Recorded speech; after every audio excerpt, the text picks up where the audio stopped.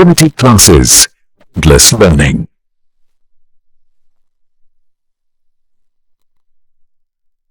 Hello friends, आप सभी का स्वागत है इन्फिनिटी क्लासेस पे।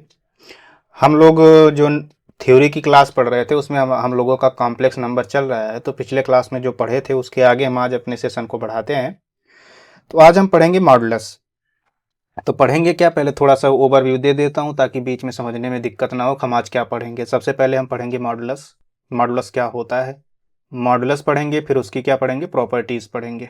स्टार्टिंग में रोज़ की तरह वही है भाई, इतना समझदार हो गए होगे कि ये स्टार्टिंग में थोड़ा नखड़े करता है। तो लेकिन ये ज़्यादा दिन की बात नहीं है, कुछ दिन की बात है, उसके बाद हम इसको ठीक करने वाले हैं। लेकिन ये है कि जब तक नहीं ठीक हो रहा तब तक हमको उसको झेलना पड़ेगा थोड़ा सा, बहुत ज़्यादा भारी काम नहीं। तो हम क्या पढ़ेंगे, हल्का सा ओवरव्यू दे देते हैं। तो आज हम पढ़ेंगे मॉडुलस पढ़ेंगे। मॉडुलस क्या होता है, इसके ज्योमेट्रिकल रिप्रेजेंटेशन को देखेंगे, फिर इसकी क्या करेंगे, मॉडुलस की प्रॉपर्टीज़ पढ़ेंगे। फिर क्या पढ़ेंगे, इससे जो प्रॉपर्टीज़ पढ़ेंगे उससे रिलेटेड छोटा छोटा, उस ताकि क्लियरिटी रहे कि प्रॉपर्टीज़ क्या कह रही हैं, उससे छोटा छोटा एक दो न्यूमेरिकल्स लगाएंगे। उसके बाद क्या पढ़ेंगे, आर्गुमेंट की हम प्रॉपर्टी। आर्गुमेंट हम पिछले क्लास में पढ़ चुके थे, तो आज उसकी प्रॉपर्टीज़ पढ़ेंगे, आर्गुमेंट की प्रॉपर्टीज़। जितने प्रॉपर्टीज़ हैं 10-15 प्रॉपर्टीज़ जो हैं, इस सारे को आज हम खत्म करेंगे। तो चलो सबसे पहले हम चलते हैं मॉडुलस क्या होता है उसको देखते हैं।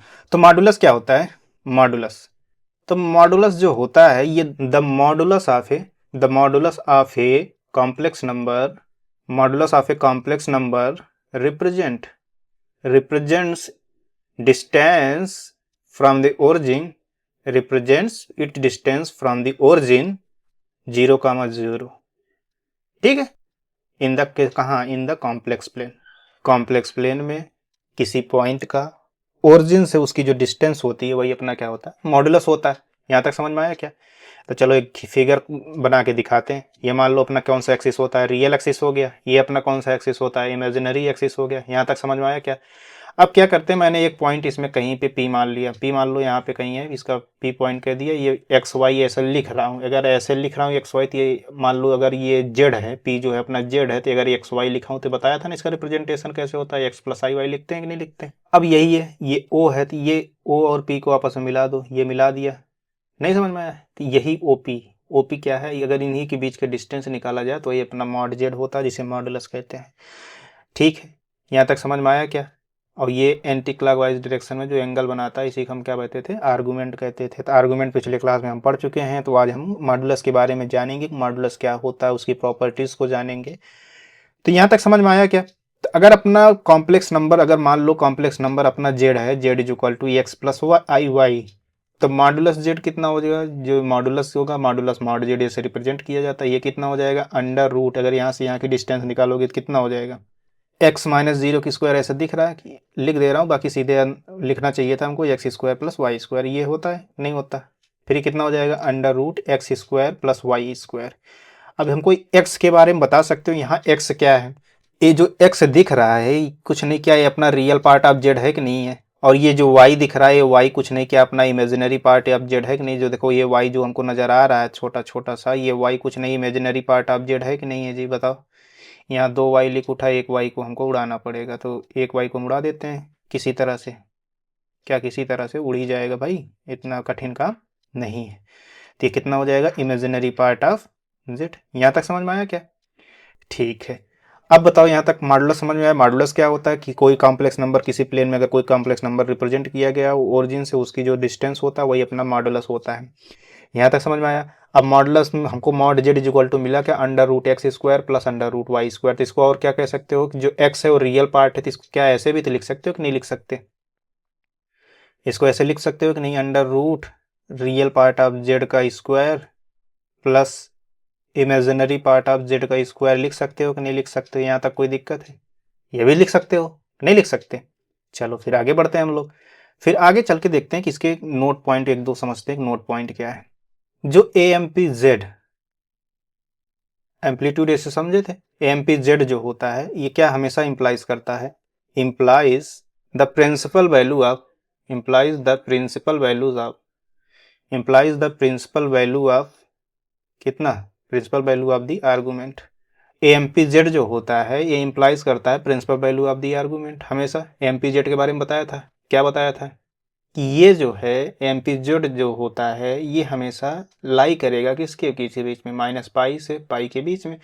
और हमारा प्रिंसिपल वैल्यू जो होता है वही होता है कि जो माइनस पाई और पाई के बीच में लाई करे, वही अपना principal value of the argument होता है।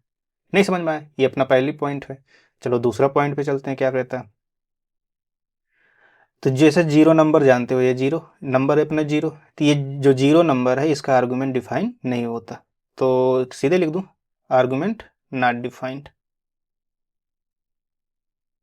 Argument not defined. ठीक है, जीरो का आर्गूमेंट डिफाइन नहीं होता। थर्ड पॉइंट पे चलते हैं। थर्ड पॉइंट क्या कह रहा है, इफ Z1 बराबर Z2, अगर Z1 Z2 बराबर है तो ये इंप्लाई करेगा मॉड Z1 बराबर mod Z2 and argument of Z1 is equal to argument of Z2 होगा, तो तभी हम कह सकते हैं Z1 और Z2 बराबर होगा। ठीक है, यहां तक समझ में आया क्या। फिर फोर्थ नंबर पे चलते हैं। फोर्थ पॉइंट क्या कहता है, इफ आर्गूमेंट ऑफ Z1 या Z is equal to pi by two है या माइनस पाई बाई टू है, एक ही Z है तो इसको इसीलिए इसको हम Z माने हैं, क्योंकि यहाँ दूसरा कॉम्प्लेक्स नंबर नहीं मानना, केवल एक ही कॉम्प्लेक्स नंबर मानना, तो इसलिए हम यहाँ Z1 को Z बना दिए। तो argument of Z is equal to अगर पाई बाई टू हो या माइनस पाई बाई टू हो तो क्या होता है, then Z is purely imaginary, purely imaginary. तो जो अपना Z होता है प्योरली क्या होता है, इमेजिनरी नंबर, प्योरली इमेजिनरी होता है।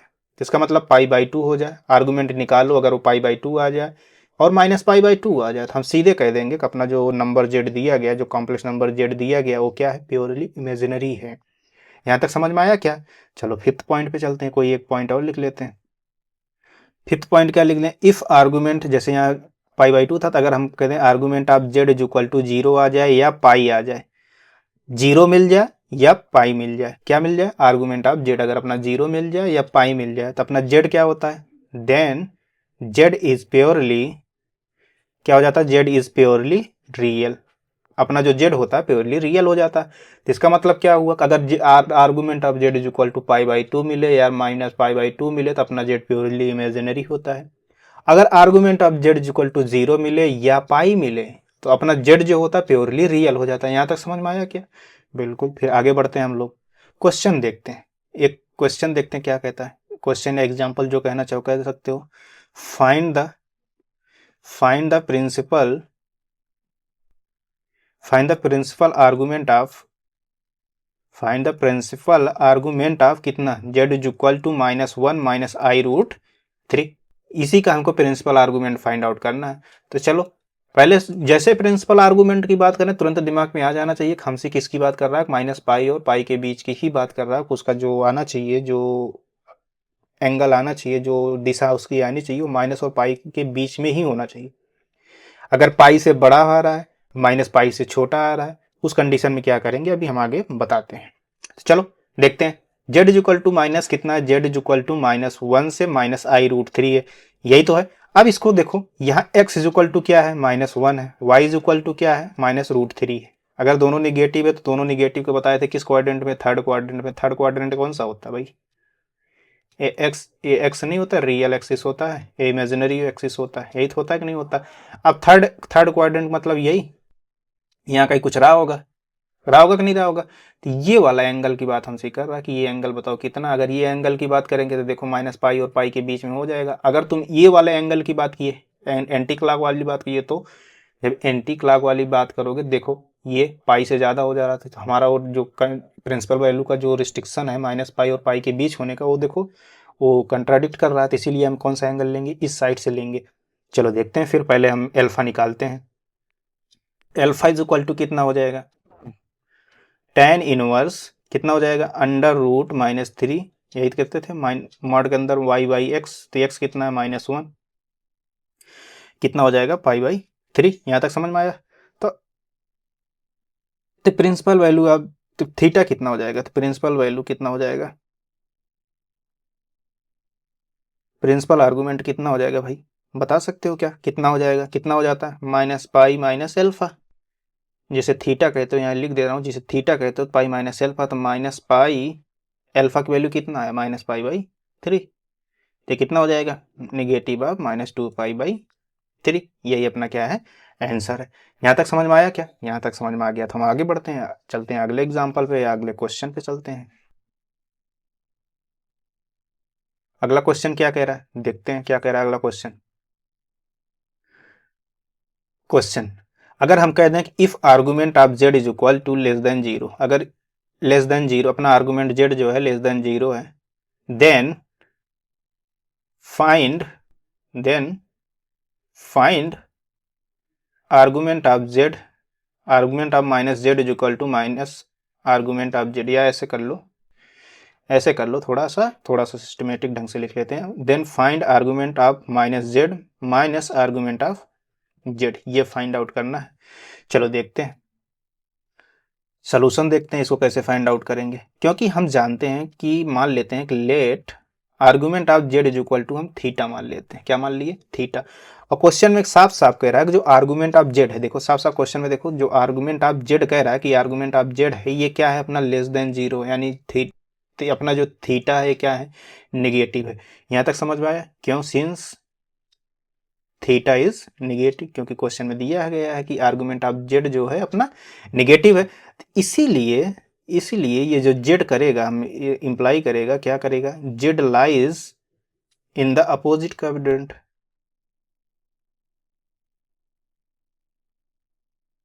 अपोजिट क्वाड्रेंट करेगा कि नहीं करेगा भाई? देखो जैसे थीटा अगर फर्स्ट क्वाड्रेंट पे लाई करता था, माइनस थीटा जब आर्गुमेंट लेते हैं तो किस में लाई करता है, फोर्थ क्वाड्रेंट में करता है कि नहीं करता? अगर आर्गुमेंट इक्वल टू जेड है जो कि निगेटिव है, तो इसका मतलब जेड जो है वो लाई करेगा अपोजिट क्वाड्रेंट पे, लाई करेगा कि नहीं करेगा? ठीक है, इसका मतलब क्या हुआ कि आर्गुमेंट ऑफ जेड जो होगा negative of argument of z, ये माइनस जेड कर दो, माइनस जेड जो होगा निगेटिव और आर्गुमेंट जेड जो होगा पाई होगा। क्यों होगा? क्योंकि थीटा अपना लेस देन जीरो है। यहाँ तक समझ में आया क्या? नहीं समझ में आया? ठीक है, आगे बढ़ते हैं हम लोग। आगे क्या कह रहा है, देखो यहाँ ध्यान दो, अगर argument of Z less than zero कह रहा है, ध्यान देना, लेस देन जीरो निगेटिव कह रहा है, अगर आर्गुमेंट अपना जेड निगेटिव आ रहा है तो इसका मतलब अगर आर्गुमेंट आप माइनस जेड निकालोगे कि क्या आएगा, तो जो निगेटिव वाला उसी का अपोजिट क्वाड्रेंट में आएगा कि नहीं आएगा? जैसे क्या है कि माइनस पाई माइनस थीटा आता था, अगर सेकंड क्वाड्रेंट का लिखाते हो तो पाई माइनस थीटा आता था, लेकिन जैसे माइनस पाई निकालते हो तो देखो निगेटिव हो जाता है, नहीं माइनस पाई जैसे निकालते हो थर्ड क्वाड्रेंट में आ जाता था। यही लिखा है कि जेड जो होगा लाई करेगा अपना अपोजिट क्वाड्रेंट में। यहाँ तक समझ में आया क्या? चलो आगे बढ़ते हैं, अगले क्वेश्चन पे चलते हैं हम लोग। नेक्स्ट क्वेश्चन क्या कह रहा है उस पर ध्यान देते हैं। कह रहा है find the argument of, find the argument and the principal value, find the argument and the principal value of the argument, principal value of the argument of the complex number, ठीक है। चलो देखते हैं कॉम्प्लेक्स नंबर क्या दिया गया हमको, z is equal to 2 plus i divide by 4i plus 1 plus i का होल स्क्वायर, यही दिया गया, कुछ और दिया गया? यही दिया गया है। अब इसको चलो सॉल्यूशंस देखते हैं। पहले ध्यान से देखो, हमसे पूछा क्या, पहले पूछा हमसे आर्गुमेंट बताओ, फिर प्रिंसिपल वैल्यू का आर्गुमेंट बताओ, फिर कह रहा है कॉम्प्लेक्स नंबर जो हमको दिया गया z is equal to 2 plus i divide by, इसका बताना है हमको, आर्गुमेंट और प्रिंसिपल आर्गुमेंट दोनों बताना है। तो पहले सबसे पहले ध्यान से देखो कि हमको ये दिया क्या गया, z is equal to 2 plus i divide by 4i plus 1 plus i का होल स्क्वायर, ये तो दिया गया, कुछ और दिया गया? पहले इस पर नजरें ये गड़ाओ कि क्या इस जो जेड हमको दिया गया है इसको हम सीधे इससे थीटा निकाल सकते हैं? क्या इसकी रियल पार्ट हम पता कर सकते हैं ऐसे ऊपर से देख के? इमेजिनरी पार्ट इसके क्या हम पता कर सकते हैं ऊपर से देख के? नहीं पता कर सकते। सबसे पहले इस जेड को जो दिया गया है इसको हम सिंप्लीफाई फॉर्म में लाएंगे, इसको सिंप्लीफाई करेंगे। अब सिंप्लीफाई करने में x plus i Y something लिखेंगे, और जब इसमें आ जाएगा तो फिर अपना हम थीटा निकाल लेंगे। जब थीटा निकल जाएगा तो आर्गुमेंट थीटा भी निकल जाएगा और प्रिंसिपल वैल्यू भी निकल जाएगा। तो सबसे पहले इसको हम सिंप्लीफाई करते हैं। सिंप्लीफाई करने के लिए क्या करेंगे, पहले सबसे पहले तो ये करेंगे कि जो 2 plus i divide by 4i plus ये जो 1 प्लस आई स्क्वायर लिखा है, पहले सबसे पहले इसी को एक्सपेंड करते हैं। इसको एक्सपेंड करोगे कितना हो जाएगा, 1 प्लस आई की स्क्वायर ये आई है, 1 प्लस आई की स्क्वायर, 1 की स्क्वायर प्लस आई स्क्वायर प्लस 2i। यहाँ तक समझ में आया क्या? यहाँ तक समझ में आ गया तो उसके आगे क्या होगा, 2 प्लस आई डिवाइड बाई कितना हो जाएगा 6i।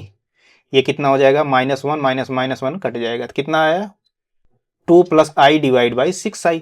अब 6i से ऊपर जो दिखा गया है 2 प्लस आई में 6i से भाग देते हैं, तो पहले वाले में भाग दोगे तो कितना हो जाएगा 1/3i, यही तो बचेगा।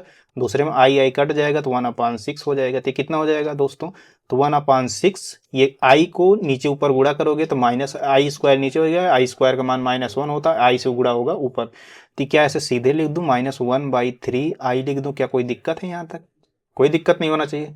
चलो अब देखो, हमको एक रियल पार्ट प्लस आई इमेजिनरी पार्ट में हमको मिल गया। अब ऐसे में मिल गया तो हम यहाँ से अपना अल्फा और थीटा दोनों निकाल सकते हैं। अल्फा क्या, अल्फा किसकी बात कर रहे हैं हम? अल्फा बात कर रहे हैं कि आर्गुमेंट की। थीटा की बात क्या कर रहे हैं? प्रिंसिपल वैल्यू ऑफ आर्गुमेंट की, या जो तुमसे सुटेबल लगे उसको मान सकते हो। तो हम सीधे हम यहाँ अल्फा और थीटा से सिंबल नहीं करेंगे, यहाँ सीधे हम लिखेंगे कि आर्गुमेंट क्या है, प्रिंसिपल वैल्यू ऑफ आर्गुमेंट क्या है, उसे सीधे लिख के हम आंसर लगा देंगे। तो चलो देखो, यहाँ x इज इक्वल टू आया 1/6, y इज इक्वल टू आया -1/3। यहाँ क्या है, किस क्वाड्रेंट में लाई करता है? x पॉजिटिव है, y निगेटिव है, तो x पॉजिटिव y निगेटिव मतलब क्या है, x पॉजिटिव इधर होगा रियल और ये इमेजिनरी। x पॉजिटिव है तो इस साइड वाला, y निगेटिव है तो इसे कहीं फोर्थ क्वाड्रेंट में लाई करेगा कि नहीं करेगा? यहीं कहीं लाई कर रहा होगा। अब यहाँ लाई कर रहा है तो फोर्थ क्वाड्रेंट में क्या होता है भाई? चलो पहले निकालते हैं। y है तो इसका मतलब किस क्वाड्रेंट में? फोर्थ क्वाड्रेंट में। अल्फा मान लेते हैं, let alpha is equal to tan inverse -1/3 divide by 1/6, यही तो होगा कि नहीं होगा? तो कितना आ जाएगा भाई, ये कट जाएगा, 3 2 6 हो जाएगा, कितना आ जाएगा tan इनवर्स, ये 2 आएगा कि नहीं आएगा? क्योंकि निगेटिव है, मॉडुलस लगा है तो 2 हो जाएगा। tan इनवर्स 2 आया कि नहीं आया? तो अब जब जनरल आर्गुमेंट की बात किया था तो कहे अगर फोर्थ क्वाड्रेंट में है तो देखो, फोर्थ क्वाड्रेंट होने पे क्या कहते थे, 2π माइनस थीटा, 2π माइनस थीटा यानी ये 2π माइनस अल्फा। अल्फा की वैल्यू क्या है, tan इनवर्स 2 आया, तो 2π माइनस tan इनवर्स 2 हो जाएगा कि नहीं हो जाएगा? तो यहाँ लिख देता हूँ, जो पहला पूछा, जो हमसे आर्गुमेंट पूछा उसी को जनरल आर्गुमेंट बोलते हैं। तो जनरल आर्गुमेंट कितना हो जाएगा, कितना हो जाएगा 2π माइनस अल्फा। अल्फा की वैल्यू कितना है, 2π माइनस tan इनवर्स 2 आएगा कि नहीं आएगा? ये अपना जनरल आर्गुमेंट हो जाएगा। लेकिन जब यही प्रिंसिपल आर्गुमेंट की बात करता है, सभी थ्योरी क्लास में पढ़ा है, इसके पहले वाला क्लास देख लीजिएगा, प्रिंसिपल आर्गुमेंट कितना होगा। प्रिंसिपल आर्गुमेंट्स कितना हो जाता है दोस्तों, माइनस अल्फा होता था। बताए थे कि अगर पहले में अगर थीटा है तो फोर्थ क्वाड्रेंट में माइनस अल्फा हो जाता। तो माइनस अल्फा कितना हो जाएगा, माइनस अल्फा मतलब माइनस tan इनवर्स 2 हो जाएगा। यही अपना आंसर है, tan इनवर्स 2, यही अपना क्या है, आंसर है। यहाँ तक समझ में आया क्या? तो ऐसे ऐसे भी क्वेश्चन पूछे जाते हैं। तो ऐसे क्वेश्चन कई बार पूछे गए हैं, तो इस पर ध्यान दीजिएगा। इसलिए इसको थोड़ा बढ़िया क्वेश्चन रखा, क्योंकि ये हमेशा पूछे जाने वाले ही क्वेश्चन है, ये भी पूछा हुआ ही क्वेश्चन है। तो ठीक है, इस पर ध्यान रखिएगा, ये क्वेश्चन को बार बार देखिएगा तो दिमाग में बना रहेगा। चलो नेक्स्ट प्रॉपर्टी पे चलते हैं। क्या चलते हैं, properties of modulus. Properties of modulus, तो मॉडुलस की प्रॉपर्टीज देखते हैं। जितनी प्रॉपर्टी होगा हम उसको बारी बारी से देखेंगे, उससे रिलेटेड एक एक दो एग्जांपल लेते हुए बढ़िया से समझते हुए हम आगे बढ़ जाएंगे। तो चलो पहली प्रॉपर्टीज पे हम ध्यान देते हैं। पहली प्रॉपर्टीज क्या है, अगर कह दें कि मॉड जेड अगर greater than or equal to 0 आ रहा है, तो 100% है कि अगर greater than or equal to 0 आ रहा है तो मॉड जेड क्या हो, या तो 0 होगा। मॉड जेड 0 होगा तो इफ एंड ओनली इफ तभी 0 होगा, कब, जब होगा जब z is equal to 0। And अगर मॉड जे ग्रेटर देन 0 है, ग्रेटर देन 0 तभी पॉसिबल होगा जब जेड जो है अपना नॉट इक्वल टू 0। यहां तक ध्यान रखना, ये पहली प्रॉपर्टी अपना है। कौन सी प्रॉपर्टी, ये पहली प्रॉपर्टी है। ठीक, तो चलो इससे रिलेटेड एग्जांपल देखते हैं हम लोग। अगर इफ मान लेते हैं हम लोग mod x plus i y equal to 0 कह दें, क्या मान लें, mod x plus y equal to 0। अब तुमसे कह दें फाइंड x एंड y को बताओ कितना हो जाएगा। चलो सोल्यूशन देखते हैं, एकदम छोटा छोटा एग्जांपल लेंगे ताकि अपना जो थ्योरी है क्लियर हो जाएगा। छोटे एग्जांपल से क्लियर हो जाता है तो बड़े एग्जांपल्स आप ऑटोमेटिक लगा ले जाएंगे। तो चलो अभी देखते हैं, ये थ्योरी के साथ जो एग्जांपल रहा हूँ थोड़ा हल्का लिख रहा हूँ, जब जहां न्यूमेरिकल्स लगाते हैं वहां पहुंचेंगे, वहां क्वेश्चन का वेटेज आपको पता चलेगा क्या लेवल है। तो चलो आगे बढ़ते हैं हम लोग। x plus i y equal to 0, यही हमको दिया गया, mod x plus i y equal to 0 हमको दिया गया।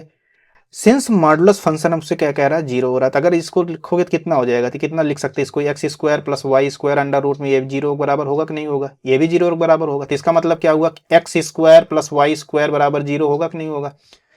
अब देखो एक्स और वाई रियल है और उनका स्क्वायर कर रहे हैं और सम कर रहे हैं, उसके बाद जीरो आ रहा है, इसकी पॉसिबिलिटी एक ही है कि एक्स और वाई जो ना दोनों होना चाहिए बराबर होना चाहिए और क्या होना चाहिए, जीरो होना चाहिए। नहीं समझ में आया, तो इसका मतलब एक्स और वाई की वैल्यू हमसे पूछा था तो उसकी वैल्यू क्या आएगा, जीरो आएगा। चले नेक्स्ट एग्जाम्पल पे चले हम लोग, अगले एग्जाम्पल देखते हैं क्या करता है। नेक्स्ट एग्जाम्पल देखते हैं। एग्जाम्पल क्या है भाई, ये कह रहा है which of the following which of the following is true for z is equal to -3i। z is equal to minus एक कॉम्प्लेक्स नंबर दिया गया, z is equal to -3i। ठीक है, फिर चलते हैं आगे बढ़ते हैं।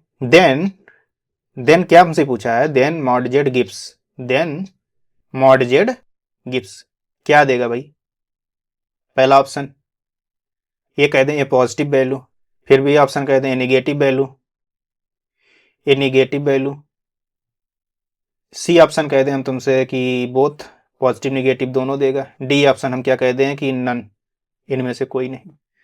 तो चलो सॉल्यूशंस देखते हैं क्या होगा भाई। हमसे दिया क्या है, z is equal to -3i दिया गया है, तो z is equal to -3i दिया गया, तो इसको क्या z is equal to 0 plus -3i लिख सकते हो कि नहीं लिख सकते, बताओ। जो x प्लस आई वाई जानते हैं उस फॉर्म में लिख उठा कि नहीं लिख उठा।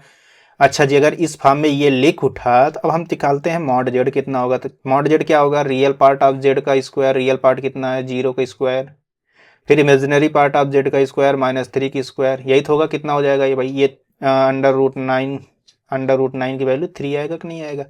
अब mod Z is equal to 3 आया था, 3 ये क्या होता है भाई, ये पॉजिटिव वैल्यू है कि नहीं वैल्यू है, तो हमसे क्या देगा, तो मॉड जेड ऑलवेज, हमें ऐसे भी पढ़े थे mod Z always gives positive value, थी क्या है, तो ये पॉजिटिव वैल्यू देगा कि नहीं देगा, तो फर्स्ट ऑप्शन अपना सही हो जाएगा। यहां तक समझ में आया क्या।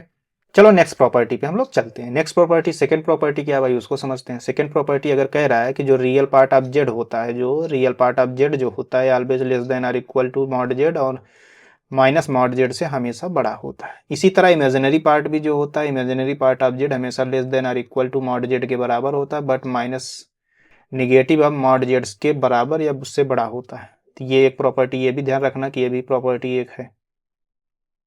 ठीक है, चले इसके रिलेटेड कोई एग्जांपल दिखा देते हैं, छोटा सा एग्जांपल देख लो। अगर Z is equal to 3 + 4i है, ठीक, जेड इज इक्वल टू कितना है 3 + 4i, तो इसका रियल पार्ट ऑफ जेड कितना है 3 है। इमेजिनरी पार्ट ऑफ जेड कितना भाई, imaginary part of Z is equal to 4 है, यही तो है, कुछ और है, यही है। तो इसका मतलब क्या हुआ कि real part of Z is equal to, अगर 3 imaginary part of Z is equal to 4 आया, तो mod Z is equal to कितना आ जाएगा, under root real part of Z की स्क्वायर 3 त्रिक 9, इमेजिनरी पार्ट ऑफ जेड का स्क्वायर 4 चौके 16, कितना हो जाएगा अंडर रूट 25, ये कितना हो जाएगा 5, यही तो होगा। अब ये देखो जो 5 आया, ये क्या देखो रियल पार्ट ऑफ जेड जो है अपना, ये 5 और -5 के बीच में है कि नहीं है, बिल्कुल है। इसी तरह इमेजिनरी पार्ट ऑफ जेड को देख लो, इमेजिनरी पार्ट ऑफ जेड भी देख लो, 5 और -5 के बीच में है कि नहीं है।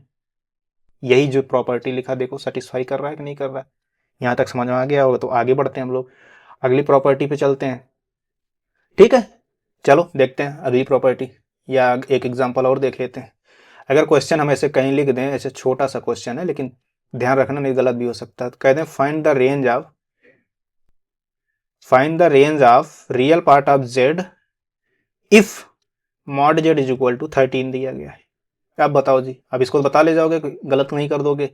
कह रहा है हमको रेंज बताना है रियल पार्ट ऑफ जेड का if mod Z is equal to 13 दिया गया, क्योंकि हमको दिया गया mod Z is equal to 13, क्योंकि हम जानते हैं, क्या जानते हैं भाई, जो रियल पार्ट ऑफ जेड होता है इसकी वैल्यू जो होता है मॉड जेड से छोटा या उससे बराबर और माइनस मॉड जेड से बड़ा या उससे बराबर होता है। यही होता है कि नहीं होता, अभी थोड़ी देर पहले प्रॉपर्टी पढ़ के आए।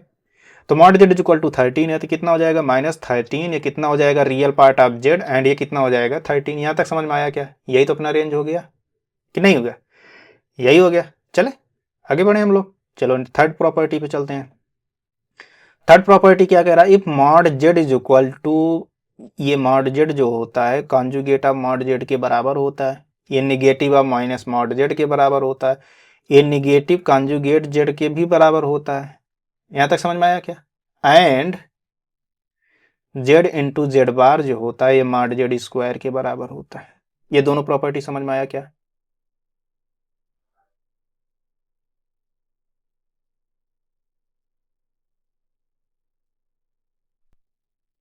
ठीक है, यहां तक समझ में आया क्या? चलो फिर इसके आगे बढ़ते हैं हम लोग, इससे रिलेटेड कुछ न्यूमेरिकल्स देखते हैं या इससे रिलेटेड एग्जाम्पल्स एक दो लगाते हैं, फिर समझ में आएगा। ध्यान रखना, मॉड जेड निकालेंगे या कॉन्जुगेट का मॉड जेड निकालेंगे या निगेटिव ऑफ माइनस जेड का मॉड निकालेंगे या negative of conjugate of Z का मॉड निकालेंगे, इन सबकी मॉड की वैल्यू जो मॉडुलस वैल्यू होगा सभी सेम होंगे। और जेड इंटू जेड बार करेंगे, जेड बार क्या है? कॉम्प्लेक्स कॉन्जुगेट, वही जेड का कॉन्जुगेट, जेड इंटू जेड का कॉन्जुगेट करेंगे तो मॉड जेड स्क्वायर होता है। ठीक है, यहां तक समझ में आया? अब कहोगे जेड इंटू जेड बार मॉड जेड स्क्वायर कैसे होता है? देख लो भाई, थोड़ा दिखा देता हूं। अगर मान लो जेड अपना एक्स प्लस आई वाई है, यही है, और जेड बार क्या हो जाएगा? एक्स माइनस आई वाई, यही तो बताए थे, आई का सिंबल बदल देना होता है। तो जेड इंटू जेड बार निकालोगे तो कितना आ जाएगा? X plus i Y into x minus I Y. यहां तक समझ में आया क्या? अब देखो इसको गुणा करोगे तो कितना आ जाएगा? गुणा करो भाई, कितना हो जाएगा? X square plus i Y x, फिर इसको इधर से गुणा करोगे कितना हो जाएगा? माइनस आई एक्स वाई, इससे गुणा करोगे तो प्लस वाई स्क्वायर हो जाएगा कि नहीं हो जाएगा? ये पास ये पोर्शन कैंसिल हो जाए, देखो x square plus y square आया कि नहीं आया? अब ये क्या है? ये x square plus y square क्या आया? मॉड जेड जो होता under root x square plus y square होता, लेकिन यहाँ देखो अंडर रूट तो लगा नहीं है, तो इसे क्या मॉड जेड का स्क्वायर लिख दो, क्योंकि अंडर रूट जैसे लगाओगे स्क्वायर उसको खा जाएगा, तो x square plus y square. देखो यही चीजें लिखा हूँ कि नहीं लिखा हूँ? यहाँ तक समझ में आया क्या? ठीक है, फिर तो इसका मतलब ये प्रॉपर्टी याद रहना चाहिए, हम मॉड जेड निकाले या जेड का बार निकाले या माइनस जेड निकाले माइनस जेड का बार निकालें, ये सभी का पहले मॉडुलस वैल्यू सभी का सेम आता है।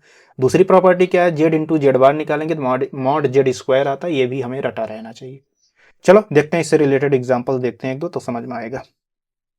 एग्जाम्पल देखो, एकदम छोटा छोटा एग्जाम्पल्स ले चलेंगे ताकि थ्योरी क्लियर हो जाए, उसके बाद बड़े एग्जाम्पल की तरफ हम बढ़ेंगे। अगर Z is equal to one plus i है and Z bar is equal to कितना हो जाएगा? वन माइनस आई होगा, होगा कि नहीं होगा?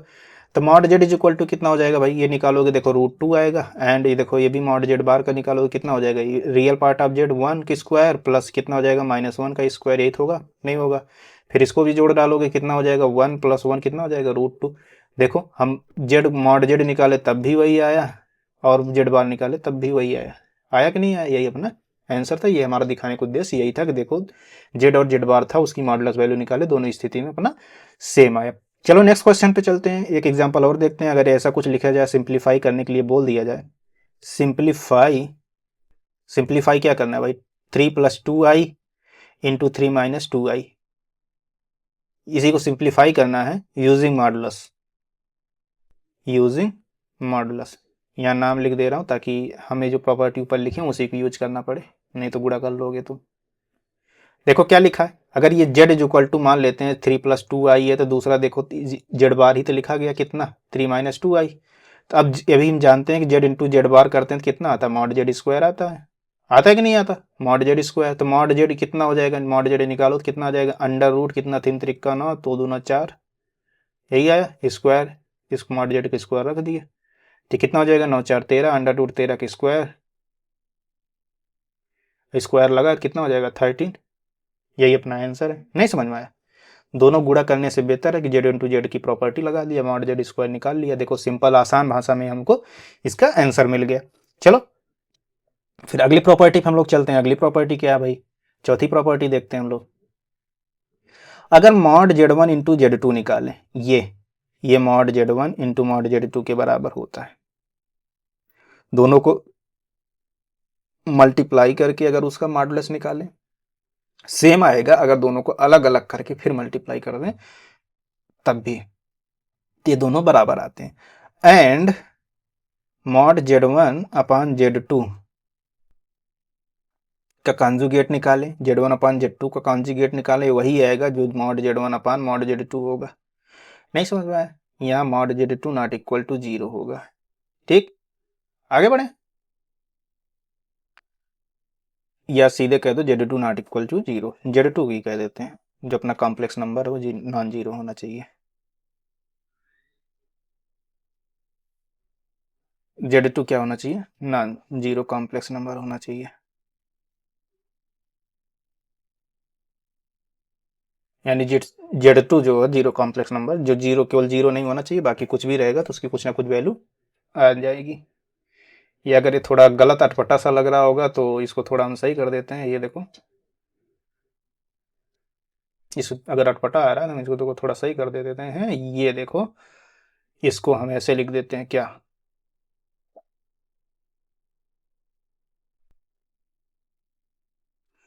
यहाँ लिख देते हैं जेड को, Z2 not equal to 0। Z2 अपना जो होता है 0 नहीं हो सकता, यानी 0 इमेजिनरी पार्ट भी हो जाए, रियल पार्ट हो जाए तो 0 हो जाएगा, तो वो चीज़ नहीं छोड़, बाकी कुछ भी हो सकता है। तो ये अपनी प्रॉपर्टी है। अब ये प्रॉपर्टी है, इससे रिलेटेड देखते हैं एग्जाम्पल कुछ, ताकि थ्योरी अपना क्लियर हो जाए। तो एग्जाम्पल्स देखते हैं क्या कह रहे हैं। अगर हम कह दें फाइंड 1 प्लस आई, ये कितना हो जाएगा 2 प्लस 2i का मॉड, बताओ कितना हो जाएगा भाई, इसी पूछा।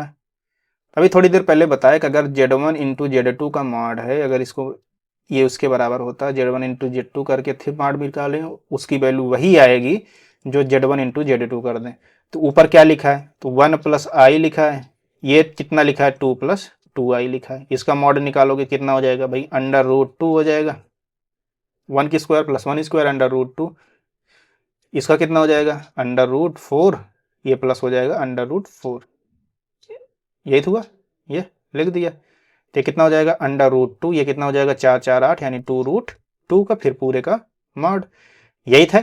ये कितना हो जाएगा भाई, ये हो जाएगा कितना 2 2 ज़ा 4, यही अपना 4 आंसर है। अब दोनों को मल्टीप्लाई करते फिर मॉडुलस निकालते, सीधे प्रॉपर्टीज हमने क्या किया, उसके मॉड का अलग निकाल लिया, उसके मॉड का अलग नहीं, फिर दोनों को हमने मल्टीप्लाई कर दिया। उस कंडीशन में भी अपना काम बन गया कि नहीं बन गया। चलो फिर अगली प्रॉपर्टी पे हम लोग चलते हैं, या एक क्वेश्चन, एक एग्जाम्पल्स और देख लेते हैं। एक एग्जाम्पल्स और देखो भाई, फाइंड द मॉडुलस ऑफ कितना 3 प्लस 4i डिवाइड बाई कितना 1 प्लस आई। फिर अभी थोड़ी देर पहले बताया कि पहले इस जो कॉम्प्लेक्स नंबर हमको दिया गया, देखो सिंप्लीफाई में है कि इसके हम रियल पार्ट और इमेजिनरी पार्ट को थोड़ा भी जज कर सकते हैं कि नहीं कर सकते, नहीं कर सकते। पहले इसको इमेजिनरी पार्ट या रियल पार्ट में बदलो, फिर उसका फिर मॉडुलस निकालो, या तब आएगा। या तो अभी थोड़ी देर पहले प्रॉपर्टी बताया क्या, अगर कहीं भी जेड मॉड Z1 अपान मॉड Z2 ऐसे कुछ लिखा है तो मॉड Z1 अपान मॉड Z2 हो जाता है। हमसे मॉडुलस ही पूछा है, सीधे मॉडुलस पूछा थी, सीधी बात, सीधे फेर देते हैं बात को अपने। 3 plus 4i divide by 1 plus i, यही तो लिखा है, कुछ और लिखा है, यही लिखा है। तो कितना हो जाएगा 3 प्लस 4i होगा डिवाइड बाई 1 प्लस आई का मॉडुलस हो जाएगा कि नहीं हो जाएगा। तो कितना हो जाएगा अंडर रूट, ये कितना हो जाएगा 3 3 का 9, 4 4 के 16, ये कितना हो जाएगा अंडर रूट 1 प्लस 1 हो जाएगा कि नहीं होगा, हो जाएगा। तो ये कितना हो जाएगा बस 16 9 25, ये 25 हो जाएगा, 25 का अंडर रूट, ये नीचे कितना बचेगा, ये बचेगा अंडर रूट 2, यही तो बचेगा, कुछ और बचेगा।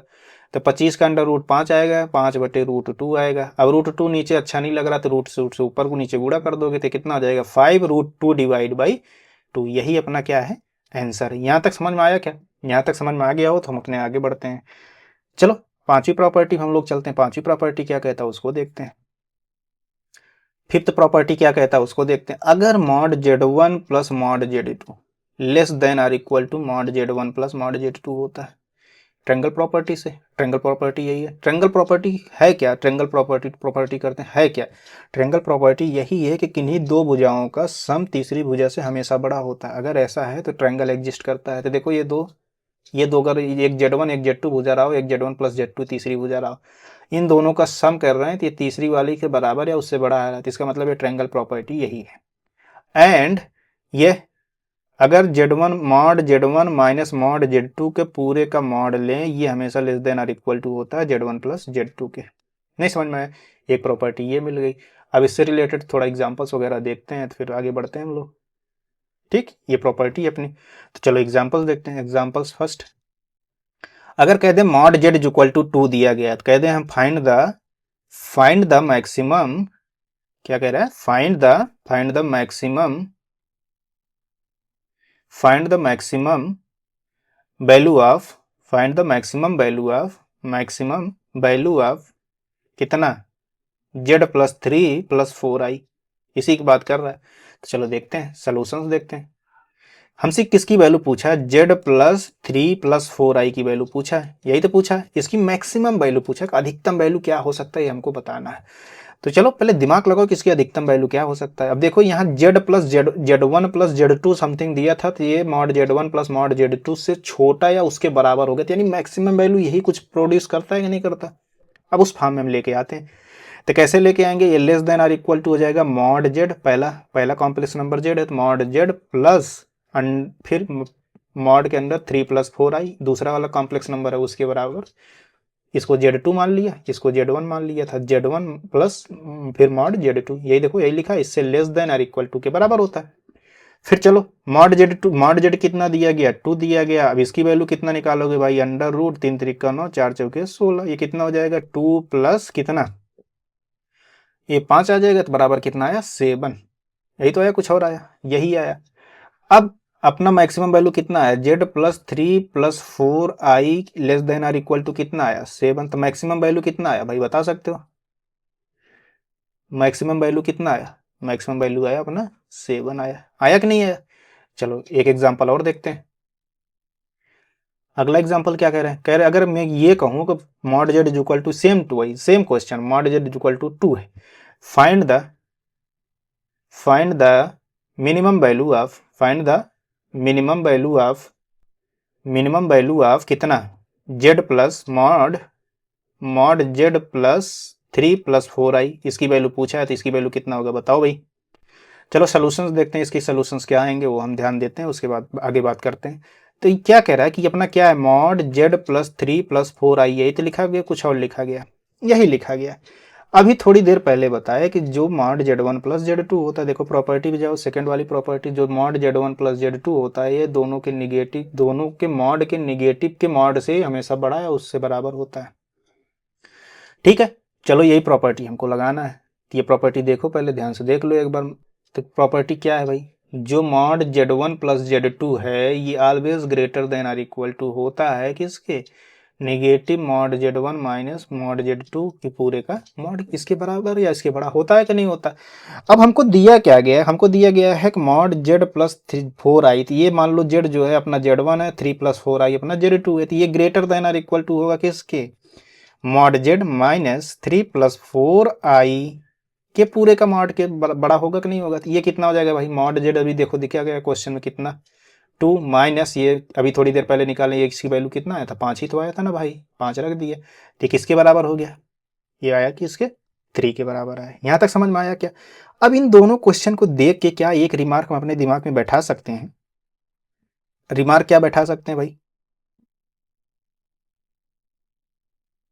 यही मिनिमम वैल्यू है, लिखा नहीं तो इसका मतलब ये नहीं कि मिनिमम वैल्यू कुछ और आने वाला, मिनिमम वैल्यू ये हुआ ना, क्या आया Z + 3 4, इसका मतलब क्या हुआ कि ये जो Z + 3 + 4i ये है अपना, ये किससे बड़ा है 3 या 3 से बड़ा, तो इसका मतलब मिनिमम वैल्यू यही है, इसके आगे कोई भी और भी बढ़ सकता है, रीजन और भी बड़ा होगा, लेकिन ये हमको मिनिमम पूछा था तो मिनिमम अपना क्या हो जाएगा 3 हो जाएगा। तो यहाँ तक समझ में आया क्या। अब चलो रिमार्क देखो, इन दोनों एग्जाम्पल को देखने के बाद एक रिमार्क दिमाग में आता है कि जो मॉड Z1 और मॉड Z1 + Z2 जो है ये क्या है, ये मॉड Z1 + मॉड Z2 से छोटा या उसके बराबर है, बल्कि ये mod Z1 minus mod Z2 दोनों के मॉड से या बड़ा भी है और या उसके बराबर है। समझ में आया क्या। इसका मतलब ये पोर्शन जो है ये किसको बताएगा, ये बताएगा मिनिमम वैल्यू को, किसकी वैल्यू को, मिनिमम वैल्यू को। और ये पोर्शन किसको बताएगा, ये पोर्शन बताएगा मैक्सिमम वैल्यू को। अब कहीं ऐसा मिनिमम वैल्यू मैक्सिमम वैल्यू निकालने पूछ लिया जाए तो आप बता ले जाओगे कि नहीं बता ले जाओगे, ठीक है, नहीं समझ में आया। चले आगे बढ़े हम लोग, चलो आगे बढ़ते हैं, फिर अगली प्रॉपर्टी पे चलते हैं।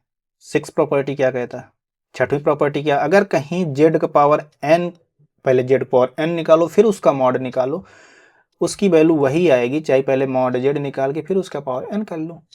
नहीं समझ में आया, देखो कितनी अच्छी प्रॉपर्टी है, कितना सिंपल में ये काम हो जाएगा। तो ये भी एक प्रॉपर्टी ध्यान में रखना, ठीक, तो ये भी प्रॉपर्टी हम थोड़ा ऐसे ऐसे कर दे रहा हूं ताकि ये अलग रहे कि ये भाई प्रॉपर्टी है, ठीक है, यहां तक समझ में आया क्या।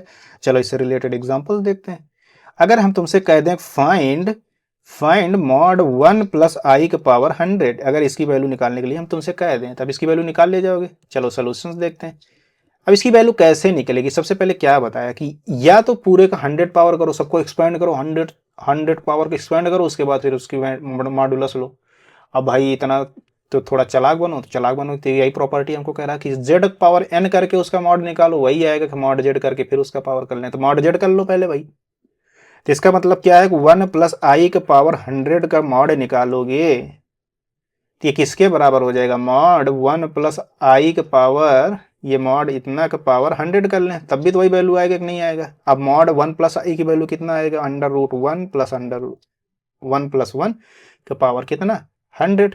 तो ये कितना आया, 2 का पावर 1/2 का पावर 100 आया कि नहीं आया, तो कितना हो जाएगा, 2 का पावर कितना आ गया 50। बताओ यहां तक समझ में आया क्या, यही ये 100 ही है ना, हाँ 2 का पावर 50 हो जाएगा, कोई दिक्कत है यहाँ तक, यही अपना क्या है आंसर। चले आगे बढ़े, अगले क्वेश्चन पे चलते हैं। चलो देखते हैं अगला question. If mod Z is equal to K then find mod Z square is, कितना होगा ये पूछा है। चलो देखो सिंपल है, बस थोड़ा ध्यान देना, सिंपल ही क्वेश्चन ज्यादा गलत हो जाते हैं, क्योंकि क्वेश्चन में हमको कह रहा है कि मॉड इज इक्वल टू के है, तो मॉड जेड स्क्वायर हमसे पूछा है, तो मॉड जेड स्क्वायर का मॉड हमसे पूछा है, तो कितना हो जाएगा भाई, अभी थोड़ी देर पहले बताया, क्या बताया कि जेड का पावर एन का मॉड करके निकालो तब भी वही आएगा, या तो मॉड जेड करके उसका पावर एन कर लो तब भी वैल्यू वही आएगा, बदलने वाला नहीं है। तब जेड स्क्वायर लिखा था, या ये लिखा रहे थे, या तो मॉड जेड करके इसका स्क्वायर कर लें, तो मॉड जेड की वैल्यू देखो हमको क्वेश्चन में दिया है, तो के इसकी वैल्यू कितना आ जाएगा, के की स्क्वायर, यही अपना क्या है आंसर है। यहां तक समझ में आया दोस्तों, कोई दिक्कत नहीं है यहाँ तक। फिर अपन आगे बढ़ते हैं, अपने अगली प्रॉपर्टी पे चलते हैं। अगली प्रॉपर्टी क्या कहता है भाई, 7 प्रॉपर्टी क्या है, 7 प्रॉपर्टी देखते हैं। अगर हमसे कह दे क्वेश्चन में, अगर mod Z1 plus minus Z2 का स्क्वायर अगर ऐसे हमसे बोल दे कि ये बताओ कितना होगा, इसको क्या करना है, अभी थोड़ी देर पहले बताए थे कि जेड इंटू जेड बार कहीं लिखा रहे तो मॉड जेड स्क्वायर हो जाता है, तो मॉड जेड स्क्वायर ही तो लिखा है यहाँ, तो इसको क्या लिख सकते हो, plus minus Z2 Z1 plus minus Z2 total का बार लिख सकते हो कि नहीं लिख सकते। अभी फिर थोड़ी देर पहले ये भी प्रॉपर्टी बताया था कि Z1 प्लस Z2 अगर पूरे बार है तो Z1 बार हो जाता है प्लस Z2 बार हो जाता कि नहीं हो जाता। तो अब यही चीज यहाँ अप्लाई कर दो तो कितना हो जाएगा, Z1 प्लस माइनस Z2, ये कितना हो जाएगा, Z1 bar plus minus Z2 बार हो जाएगा कि नहीं हो जाएगा। यहां तक समझ में आया क्या। चलो ठीक है, अब बारी बारी से हम गुणा करते हैं, तो बारी बारी से गुणा करो, कितना आएगा, क्या है 7वीं प्रॉपर्टी, अगर कहीं ऐसा लिखा हो Z1 प्लस माइनस Z2 का स्क्वायर, अभी देखो इसको क्या लिख सकते हो, क्योंकि हमने क्या पढ़ा था कि अगर कहीं Z इंटू जेड बार लिखा है तो इसको हम क्या पढ़ते थे, मॉड जेड स्क्वायर पढ़ते थे कि नहीं पढ़ते थे। तो इसका मतलब क्या हो गया, Z1 प्लस माइनस Z2 किसको ये लिख सकते हैं इंटू क्या Z1 plus minus Z2 total का बार लगा सकते हैं कि नहीं, ये कॉन्जुगेट लगा सकते हैं कि नहीं लगा सकते हैं। फिर इसको क्या लिख सकते हैं, Z1 प्लस माइनस Z2 को, इसको भी थोड़ी देर पहले पढ़े थे, अगर Z1 प्लस Z2 अगर ऐसे पूरे का बार लगा है या कॉन्जुगेट लगा तो इसको Z1 का कॉन्जुगेट प्लस Z2 का कॉन्जुगेट लिखते थे कि नहीं लिखते थे, ये दोनों प्रॉपर्टी भी पढ़ के आ रहे हैं। तो उस हिसाब से ये क्या हो जाएगा, Z1 का कॉन्जुगेट प्लस माइनस Z2 का कॉन्जुगेट होगा कि नहीं होगा, हो जाएगा।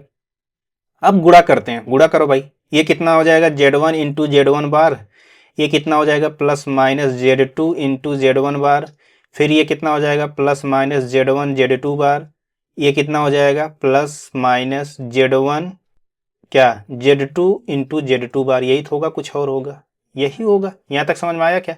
देखो एक बार इससे गुणा कर दिया हमने इसमें, फिर इससे हमने गुणा कर दिया Z1 Z2 बार, फिर हमने इससे गुणा कर दिया, यहाँ तक कोई दिक्कत है क्या।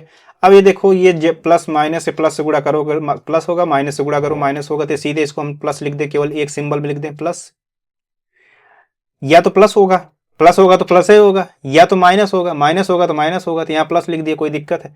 फिर वही देखो Z1 टू Z1 बार कितना हो जाएगा, मॉड जेड स्क्वायर, तो मॉड Z1 स्क्वायर लिख दूं, कोई दिक्कत है।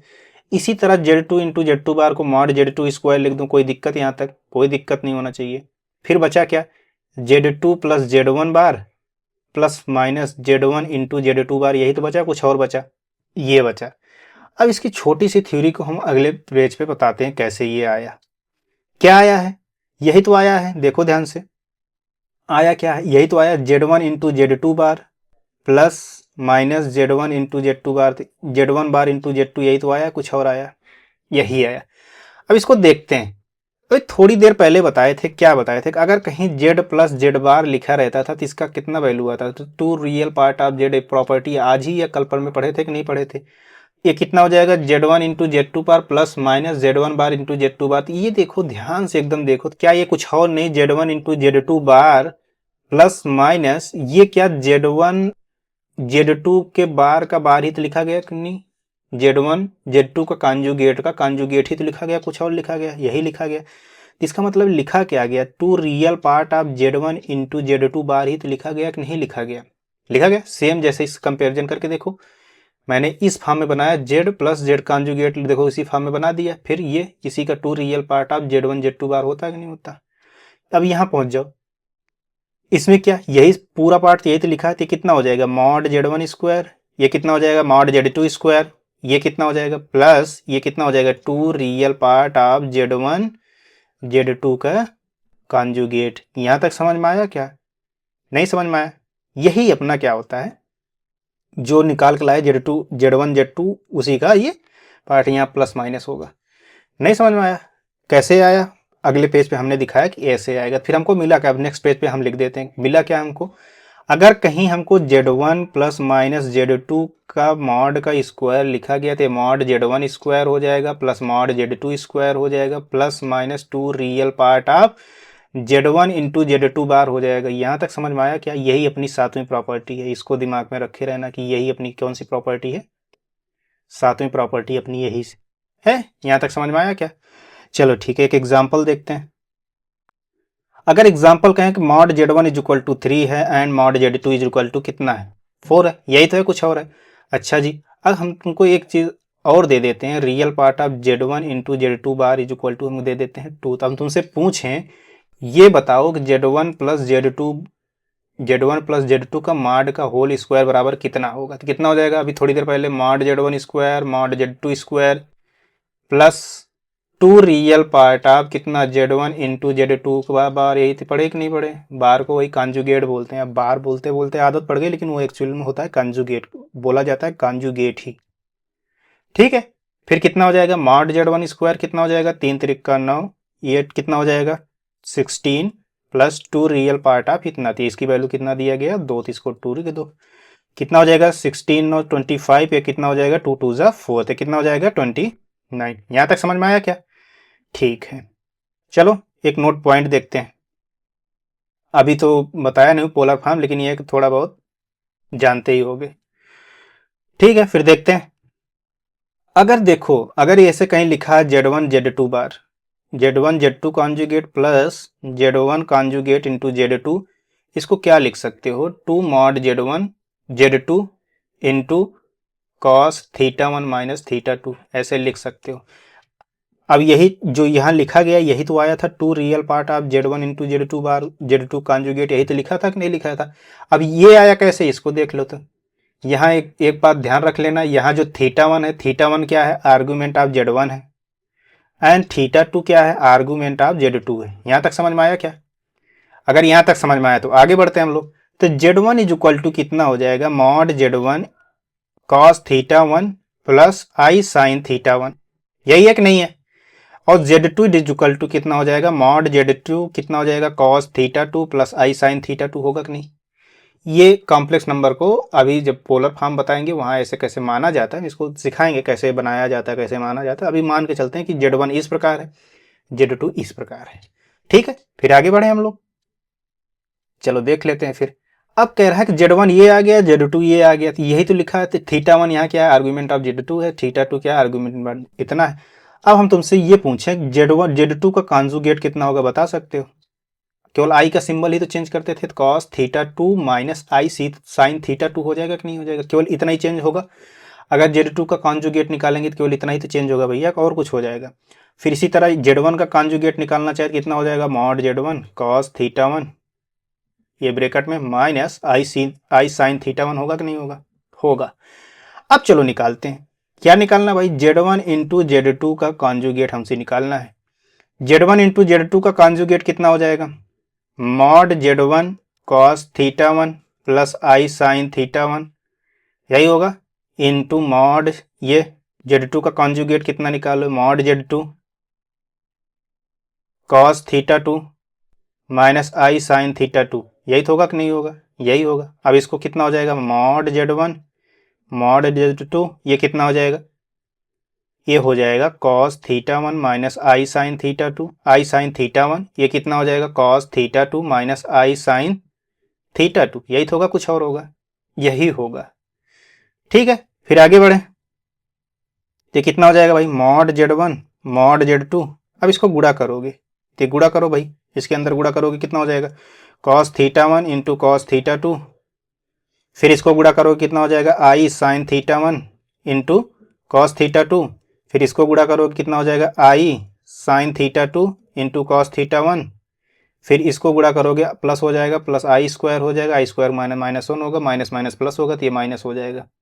ये कितना हो जाएगा, sign theta one into sine theta to. ओहो, यहाँ थोड़ा छुप जा रहा होगा ना, इसको थोड़ा इधर सटा दे रहा हूँ क्योंकि हमारे जो फोटो आ रहा होगा इसके ये छुप जा रहा होगा इतना पास ई वाला पोर्शन, तो इसको हम थोड़ा नीचे लिख देते हैं, कोई दिक्कत की बात नहीं है। ये थोड़ा बहुत कभी कभी दिमाग कंसंट्रेट की वजह से ध्यान नहीं रहता कि वहाँ पे अपना इमेज भी आ रहा है, तो कोई दिक्कत नहीं, माफ़ी चाहता हूँ इसके लिए। चलो इधर लिख देता हूँ, कितना हो जाएगा, माइनस साइन कितना हो जाएगा, sign theta one into sine theta to. यहाँ तक समझ में आया क्या? ठीक है, इतना हो गया। चलो आगे बढ़ते हैं हम लोग। अब देखो यहाँ cos theta one theta two minus sine theta one sine theta two लिखा गया, तो किसका फार्मूला होता है, cos A cos B minus sine A sine B, cos A minus B का फार्मूला होता है कि नहीं होता? तो mod Z one mod Z two, ये किसका फार्मूला है, cos theta one minus theta two, minus इसमें से आई कॉमन ले लेते हैं, आई कॉमन ले लोगे, sign A cos B minus cos A sine B, देखो दिख रहा है कि नहीं दिख रहा, ये किसका हो जाएगा formula, sign theta one minus theta to. अब हमसे यहाँ क्या पूछा है, अब जो हम पढ़े थे यही कुछ पढ़े थे, ये क्या पढ़े थे, ये क्या आया था, two real part of Z one Z two bar आया था कि नहीं आया था? तो इसका रियल पार्ट क्या आएगा, mod Z one Z two cos theta one minus theta two आएगा कि नहीं आएगा? सीधे यही लिख दूँ, अगले पेज पे लिख दूँ, क्योंकि ये जो हम पढ़े थे, ये पोर्शन जो हम पढ़े थे, एक मिनट रुक जाओ, ये जो पोर्शन हम पढ़े थे Z one Z two bar plus Z one conjugate into Z two, ये बार बार नहीं होता लेकिन इतना बार पढ़ा गया बार निकल जा रहा है, बाकी ये होता है कॉन्जुगेट। तो कितना होता है, तो ये होता है, क्या पढ़े थे, टू रियल पार्ट्स ऑफ कितना, अभी थोड़ी देर पढ़ के आए, two real parts of Z one into Z two का कॉन्जुगेट। अब देखो ये कितना आया, अब इसका रियल पार्ट बताओ कितना हो जाएगा, mod Z one mod Z two cos theta one minus theta two, होगा कि नहीं होगा? तो यहाँ लिख दूं सीधे, two mod Z one mod Z two cos theta one minus theta two, यही तो आया कि नहीं आया? तो हमको क्या मिला, अब ये जेड वन जेड टू का conjugate plus Z one conjugate into Z two बराबर क्या आया, एक तो आया two real part of Z one Z two का कॉन्जुगेट, ये आया बराबर, और क्या आया, two mod Z one mod Z two cos theta one minus theta two, ये आया कि नहीं आया? अब ये पूरा मेमोराइज कर लो भाई, ये भी होता है एक, जो भाई जो कंडीशन बन सकते हैं या जो पॉसिबिलिटी है इस पे पूछा जा सकता है क्वेश्चन, उस सारे को हम कवर करते हुए ही आगे बढ़ेंगे। ठीक है, चलो आगे बढ़ते हैं, एग्जाम्पल देखते हैं। एग्जाम्पल देखो क्या होगा, एक एग्जाम्पल हम कहते हैं, अगर हम बता दें कि जो अपना थीटा है, theta one minus theta to, अगर दो ऐसे हैं जिससे theta one minus theta to निकाल है, 90 डिग्री बन रहा है, क्या बन रहा है, 90 डिग्री बन रहा है। अब इसका मतलब क्या हुआ, अगर जेड वन जेड टू ऐसा कुछ रहा होगा, चलो इसको थोड़ा हटा देते हैं, सही लिख लें, अगर जेड वन जेड टू ऐसे रहा होगा, ये मान लो जेड वन की दिशा ये है, जेड टू की दिशा ये है, इनके बीच 90 डिग्री का एंगल है, तो theta one minus theta two कितना है, 90 डिग्री है। तो Z one into Z two का conjugate plus Z one conjugate into Z two बराबर कितना हो जाएगा, two mod Z one mod Z two, ये कितना हो जाएगा दोस्तों, कॉस 90, क्योंकि theta one minus theta two is equal to 90 है। ये कितना हो जाएगा, two mod Z one mod Z two, cos 90 की वैल्यू होता है कितना है, कॉस 90 की वैल्यू कितना होता है, जीरो होता है कि नहीं होता है, इसको जीरो कर दो, कितना हो जाएगा, टोटल जीरो आ जाएगा। यहाँ तक समझ में आया, नहीं समझ में आया? ठीक है, चलो नेक्स्ट प्रॉपर्टी पे हम लोग चलते हैं। अगली कौन सी प्रॉपर्टी, 8 नंबर की, 8 नंबर की प्रॉपर्टी देखो क्या है, अगर कहीं ऐसा लिखा है Z one plus Z two का स्क्वायर इज इक्वल टू, अगर केवल मॉड जेड वन स्क्वायर हो रहा है plus mod Z two square हो रहा है mod Z one square plus mod Z two की स्क्वायर, ये हो रहा तो इसका मतलब क्या हुआ, इसका होने का मतलब यही है कि Z1 अपान Z2 क्या है, इज प्योरली इमेजिनरी होगा कि नहीं होगा? क्यों होगा? क्योंकि 2 times real part of Z1 Z2 बार अभी 0 आया था, cos 90 पे देखो कि नहीं आया था? देखो यहाँ निकाले, ये 0 आया, अगर ये पोर्शन 0 आया, ये आता क्या था, 2 रियल पार्ट ऑफ Z, जो Z1 इंटू Z2 कॉन्जुगेट है। अब Z1 इंटू Z2 कॉन्जुगेट का रियल पार्ट 0 है तो इमेजिनरी पार्ट ही तो बचा, जब इमेजिनरी पार्ट बचा तो क्या है, Z1 इन, तो वही पोर्शन यहाँ Z1 upon Z2 is purely imaginary. ठीक है, अगर ऐसा कुछ है तो ये हो जाएगा। नहीं समझ में आया तो इसको नोट पॉइंट, यहीं थोड़ा नोट पॉइंट लिख देते हैं।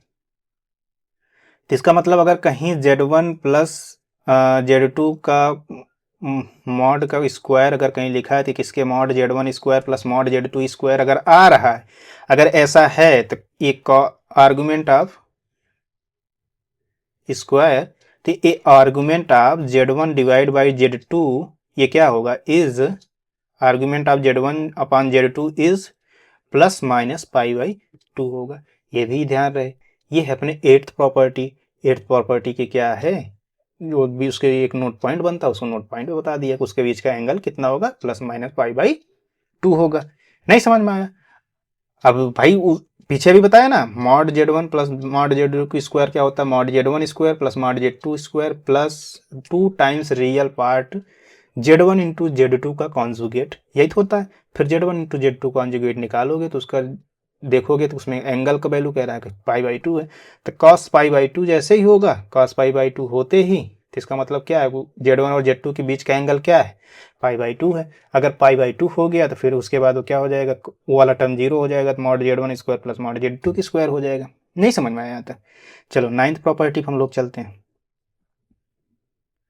अगर कहीं ऐसा कुछ लिखा गया है, मॉड Z1 माइनस Z2, या प्लस कर लो पहले, Z2 की square plus Z1 minus Z2 की स्क्वायर, ऐसा कहीं लिखा गया है, तो ये हो जाता है 2 times mod Z1 square plus mod Z2 की स्क्वायर हो जाता है। समझ में आया? एग्जाम्पल तौर पे देख लो, अगर कहीं mod Z1 is equal to 5 दे रहा है, mod Z2 is equal to 3 दे रहा है, and Z1 plus Z2 is equal to कितना दे रहा है, 7 दे रहा है, यही तो दे रहा है, कुछ और दे रहा है, यही दे रहा है। चलो अब कहते हैं इसका हम, चलो क्या पूछता हूँ, ये बता दो, मॉड Z1 प्लस Z2 का square plus mod Z1 minus Z2 का स्क्वायर कितना आएगा, यही बता दो। ये कितना हो जाएगा, 2 times mod Z1 square plus mod Z2 की स्क्वायर, यही तो आएगा। ऊपर देखो, ये जो प्रॉपर्टी पढ़े हो ये वाली, यही तो पढ़े हो, कुछ और पढ़े हो? ये क्या है, 2 times mod Z1 square mod Z2 square है कि नहीं है? तो मॉड Z1 स्क्वायर कितना हो जाएगा भाई, पंचम 25, ये Z2 स्क्वायर कितना हो जाएगा 9, 25 9 कितना हो जाएगा 34, 34 यही तो होगा, 25 9 34 दूना 68, यही तो आएगा कि नहीं आएगा? यही आएगा। लेकिन हमसे क्या पूछा है, हमसे क्वेश्चन में पूछा क्या है, जो पूछा है उसकी बात करते हैं। हमसे क्वेश्चन में पूछा है कि मॉड Z1 माइनस Z2 की स्क्वायर कितना होगा, ये पोर्शन हमसे पूछा है। क्वेश्चन में हमसे क्या पूछा है कि मॉड Z1 माइनस Z2 कितना होगा, यही बताना है। ये तो इस राइट हैंड साइड का पोर्शन है। लेफ्ट हैंड साइड में देखो, Z1 प्लस Z2 की स्क्वायर की वैल्यू कितना दिया, 49। अब मॉड Z1 माइनस Z2 का एज इट इज रहने दो।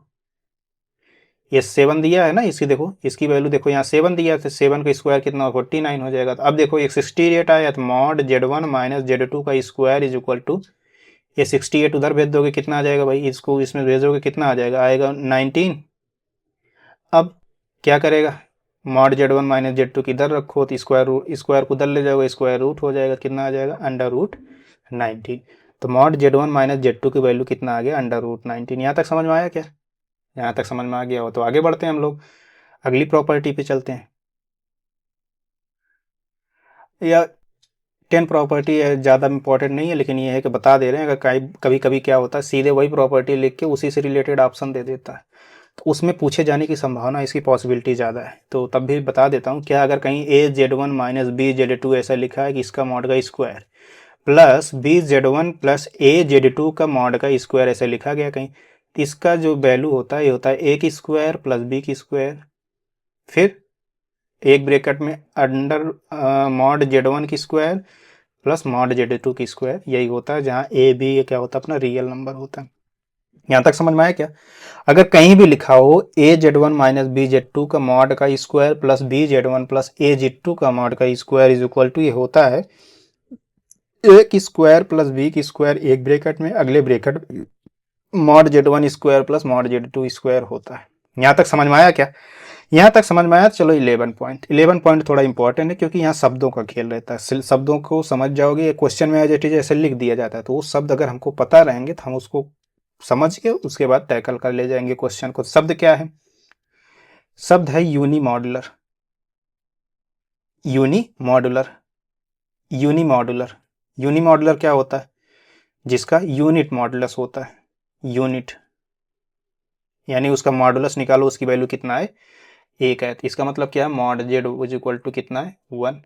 तो इसके mod Z is equal to 1 है, तो लेट अगर मान ले Z is equal to cos theta plus i sine theta, मान लिए यहाँ थीटा कुछ भी हो सकता है, थीटा बिलोंग्स टू आर, तो जेड इज इक्वल टू कितना हो जाएगा? Cos theta plus i sine theta. तो इसका करोगे मॉड जेड करोगे कितना? Cos square theta plus i sine square theta, कितना हो जाएगा? वैल्यू 1 ही आएगा। नहीं समझ में आया? यहाँ आई इज इक्वल टू कह सकते हो i is equal to under root minus 1। यहाँ तक समझ में आया क्या? चलो इसके आगे वाले पोर्शन को देखते हैं। इसका मतलब कि यूनिमॉड्यूलर का होता है अगर कोई कॉम्प्लेक्स नंबर हमको दिया गया उसका मॉड निकाले, अगर उसकी वैल्यू 1 आ जाता है तो ये अपना क्या होता है? यूनिमॉड्यूलर होता है। ठीक है, फिर आगे बढ़ते हैं हम लोग। नोट पॉइंट देखते हैं, कुछ नोट पॉइंट है लिखा देते हैं। नोट, अगर पहला, अगर F Z is unimodular, F Z is unimodular, तो मॉड एफ जेड कितना हो जाएगा? इज इक्वल टू 1 होगा कि नहीं होगा? दूसरा क्या हो जाएगा? जेड डिवाइड बाई जेड है, यही तो है। अगर जेड डिवाइड बाई जेड, अगर ऐसा कहीं लिखा है that Z divide by mod Z is always a unimodular, is always a unimodular. ठीक है, unimodular complex number, unimodular complex number if क्या? Z not equal to 0। अगर जेड 0 अपना नहीं है तो Z divide by mod Z जो होता है always a unimodular complex number होता है। यहां तक समझ में आया क्या? तीसरा, अगर कहीं ऐसे लिखा जाए 1/z है, तो इसको अगर सिंप्लीफाई करना हो तो कैसे करोगे? तो 1/z है, नीचे जेड बार से मल्टीप्लाई कर दो, जेड बार से ऊपर मल्टीप्लाई कर दो, तो कितना हो जाएगा? Z bar divide by mod Z square. नहीं समझ? ऐसे कर सकते हैं। ये 3 नोट पॉइंट थे। चलो एक एग्जांपल बता देता हूं कोई बढ़िया सा। क्वेश्चन देखो, अगर हम कहें if Z is any complex number, if Z is any complex number such that mod Z plus 4 less than or equal to 3, तो find the greatest value of mod Z plus 1। हमसे क्या पूछा है? Mod Z plus 1 की greatest value पूछा है, कितना होगा यही बताना है। चलो सॉल्यूशंस देखते हैं। पहले हमको क्वेश्चन में क्या दिया गया पहले उस पर ध्यान देते हैं। हमको पूछा क्या है? मॉड जेड प्लस 1 की ग्रेटेस्ट वैल्यू हमसे पूछा है। तो ग्रेटेस्ट वैल्यू कैसे निकाल सकते हैं? तो पहले क्वेश्चन हमको कुछ दिया गया उस फॉर्म में हम बनाते हैं। जेड प्लस 4 को कह रहा है Z plus 4 less than or equal to 3। अब इसमें जेड प्लस 4 हम बनाते हैं, जेड प्लस 4 बना दिए, कितना एक्स्ट्रा जोड़ लिए? 3 एक्स्ट्रा जोड़ लिए, तो 3 हम घटा देते हैं। यहां तक समझ में आया क्या? अब ये देखो, इसको क्या ऐसे बना सकते हैं? जेड प्लस 4 एक कॉम्प्लेक्स नंबर ऐसे बना दिया, माइनस ये प्लस -3 एक कॉम्प्लेक्स नंबर -3 को हमने बना दिया। अब ट्रायंगल प्रॉपर्टी, चलो mod Z1 plus mod Z2 है तो क्या हो जाता है? अगर मॉड Z1 प्लस Z2 है तो ये less than or equal to mod Z1 plus mod Z2 होता है। ठीक है, ये less than or equal to किसके बराबर हो जाएगा? मॉड Z प्लस 4 प्लस -3, इसके बराबर होगा कि नहीं होगा? अब इसके बराबर होगा तो चलो देखते हैं, क्योंकि क्वेश्चन में ये क्या कह रहा है। चलो अभी एक लाइन और लिख देता हूं, नहीं तो यही समझ लो। देखो कि क्वेश्चन में ये क्या कह रहा है, मॉड जेड प्लस 4 जो है 3 या 3 से छोटा है, तो 3 मैक्सिमम वैल्यू यहाँ रख देंगे तो ये हमेशा बड़ा हो जाएगा कि नहीं हो जाएगा? मैक्सिमम वैल्यू रख दो। अगर मैक्सिमम रख दोगे तो यहाँ 3 हो जाएगा, यहाँ कितना हो जाएगा? -3 का मॉडुलस लोगे 3 आ जाएगा, तो कितना हो जाएगा? ये बराबर कितना हो जाएगा? 6। तो इसका मतलब क्या हुआ कि इसका मतलब ये हुआ कि z प्लस 1 की maximum value less than or equal to 6। अब z प्लस 1 की ग्रेटेस्ट वैल्यू क्या होगा? Greatest value of mod z plus 1 is कितना हो जाएगा? 6। कैसे होगा पता चला? क्योंकि ये देख लो, ये 6 के बराबर या 6 से छोटी मॉड जेड प्लस 1 है, तो आपको ग्रेटेस्ट पूछ रहा था, सबसे बड़ी क्या हो सकता है, 6 हो सकता है, तो हमने 6 को बता दिया कि अपना क्या है, ग्रेटेस्ट वैल्यू है। यहाँ तक समझ में आया? तो यहाँ समझ में आ गया तो आगे बढ़ते हैं हम लोग, अगले क्वेश्चन पे चलते हैं। ये क्वेश्चन 12th क्लास में रहे होगे, तो ये क्वेश्चन 12th के लिए बहुत इंपॉर्टेंट क्वेश्चन है। तो mod Z 1 is equal to 1, mod Z 2 is equal to 2, mod Z 3 is equal to 3। अगर 12th के लिए इंपॉर्टेंट है तो ये हम जो जिसकी तैयारी कर रहे हैं ये क्वेश्चन उतना बढ़िया है कि यहाँ के लिए भी वो इंपॉर्टेंट है। And 9z1 z2 plus 4z3 z2 z1 plus z2 z3 is equal to 6 दिया गया है। तो आपसे कह रहा है कि find the value of find the value of क्या, mod z1 plus mod z2 plus mod z3 की वैल्यू हमको बताना कितना होगा। चलो देखते हैं सोल्यूशन इसका क्या होगा। पहले बात को समझो, क्या दिया है हमको क्वेश्चन में, कह रहा है कि mod z1 is equal to 1 दिया गया है, mod z1 is equal to 1 दिया गया, mod z2 is equal to 2 दिया गया है, mod z3 is equal to 3 दिया गया है। यहाँ तक क्वेश्चन में जो दिया गया, पहले इसको देखो, क्या ऐसे घूरो इसको कि थोड़ा बहुत कुछ समझ में आए क्वेश्चन में हमें क्या दिया गया, क्या करना है। तो mod z1 is equal to 1 दिया गया, तो mod z1 is equal to 1 दिया गया, तो इसको क्या स्क्वायर कर देंगे तो कोई बिगड़ जाएगा अपना काम, mod z1 square is equal to 1 कर दो, कोई दिक्कत है क्या। इसी तरह मॉड z2 की स्क्वायर कर दो, 4 हो जाएगा। इसी तरह मॉड z3 की स्क्वायर कर दो, कितना हो जाएगा, 9 हो जाएगा। कोई दिक्कत है यहाँ तक क्या। अब इसको देखो, इसको हम थोड़ा बदल देते हैं। बदलोगे कैसे, इसको क्या z1 स्क्वायर को क्या z1 इंटू z1 कॉन्जुगेट नहीं लिख सकते 1, ये z2 इंटू z2 का कॉन्जुगेट नहीं लिख सकते इज इक्वल टू 4, ये z3 इंटू z3 का कॉन्जुगेट इज इक्वल टू 9 नहीं लिख सकते। लिख सकते हैं, क्यों लिख सकते हैं भाई, क्योंकि हम जानते हैं कि z इंटू जेड का कॉन्जुगेट जो होता है मॉड जेड स्क्वायर के बराबर होता है। इसी प्रॉपर्टी को हमने ऊपर लगा दिया। अब यहाँ आगे बढ़ते हैं, आगे हम देखते हैं क्या करता है। अब z इंटू z1 का कॉन्जुगेट आया कितना, 1।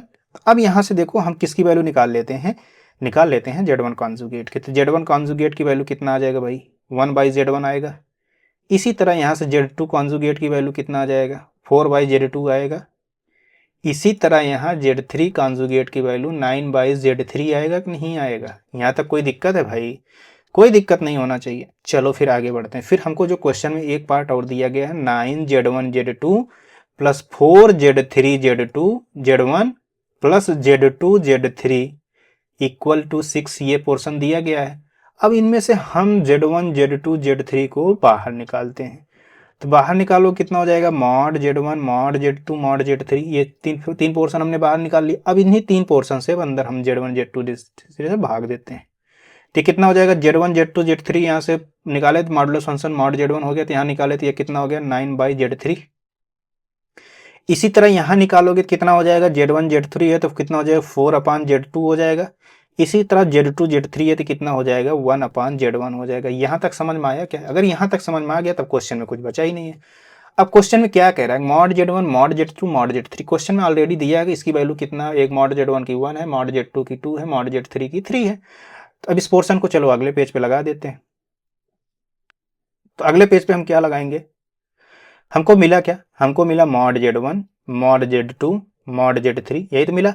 फिर क्या मिला, मॉड 9/, यही तो मिला 9/z3, फिर 4/z2, फिर 1/z1, यही तो मिला, इज इक्वल टू इसी की वैल्यू 6 मिला। अब इस क्वेश्चन में इसी की वैल्यू को दिया गया, मॉड z1 की वैल्यू दिया है 1, मॉड z2 की वैल्यू हमको इस क्वेश्चन में दिया गया है 2, एंड मॉड z3 की वैल्यू हमको क्वेश्चन में दिया गया है 3। अब देखो, अभी इसको 9/z1 z3 को हमने देखो निकाल के लेके आया था। क्या निकाल के लाया था, 9/z3 को देखो z3 का कॉन्जुगेट, 4/z2 को देखो 2 का कॉन्जुगेट, 1/z1 के देखो z1 का कॉन्जुगेट दिया गया कि नहीं दिया गया, दिया गया। अब देखो 9/z3 दिया गया तो ये कितना हो जाएगा, z3 का कॉन्जुगेट, नहीं समझ में आया, प्लस z2 का कॉन्जुगेट, ये 1/z1 z1 का कॉन्जुगेट।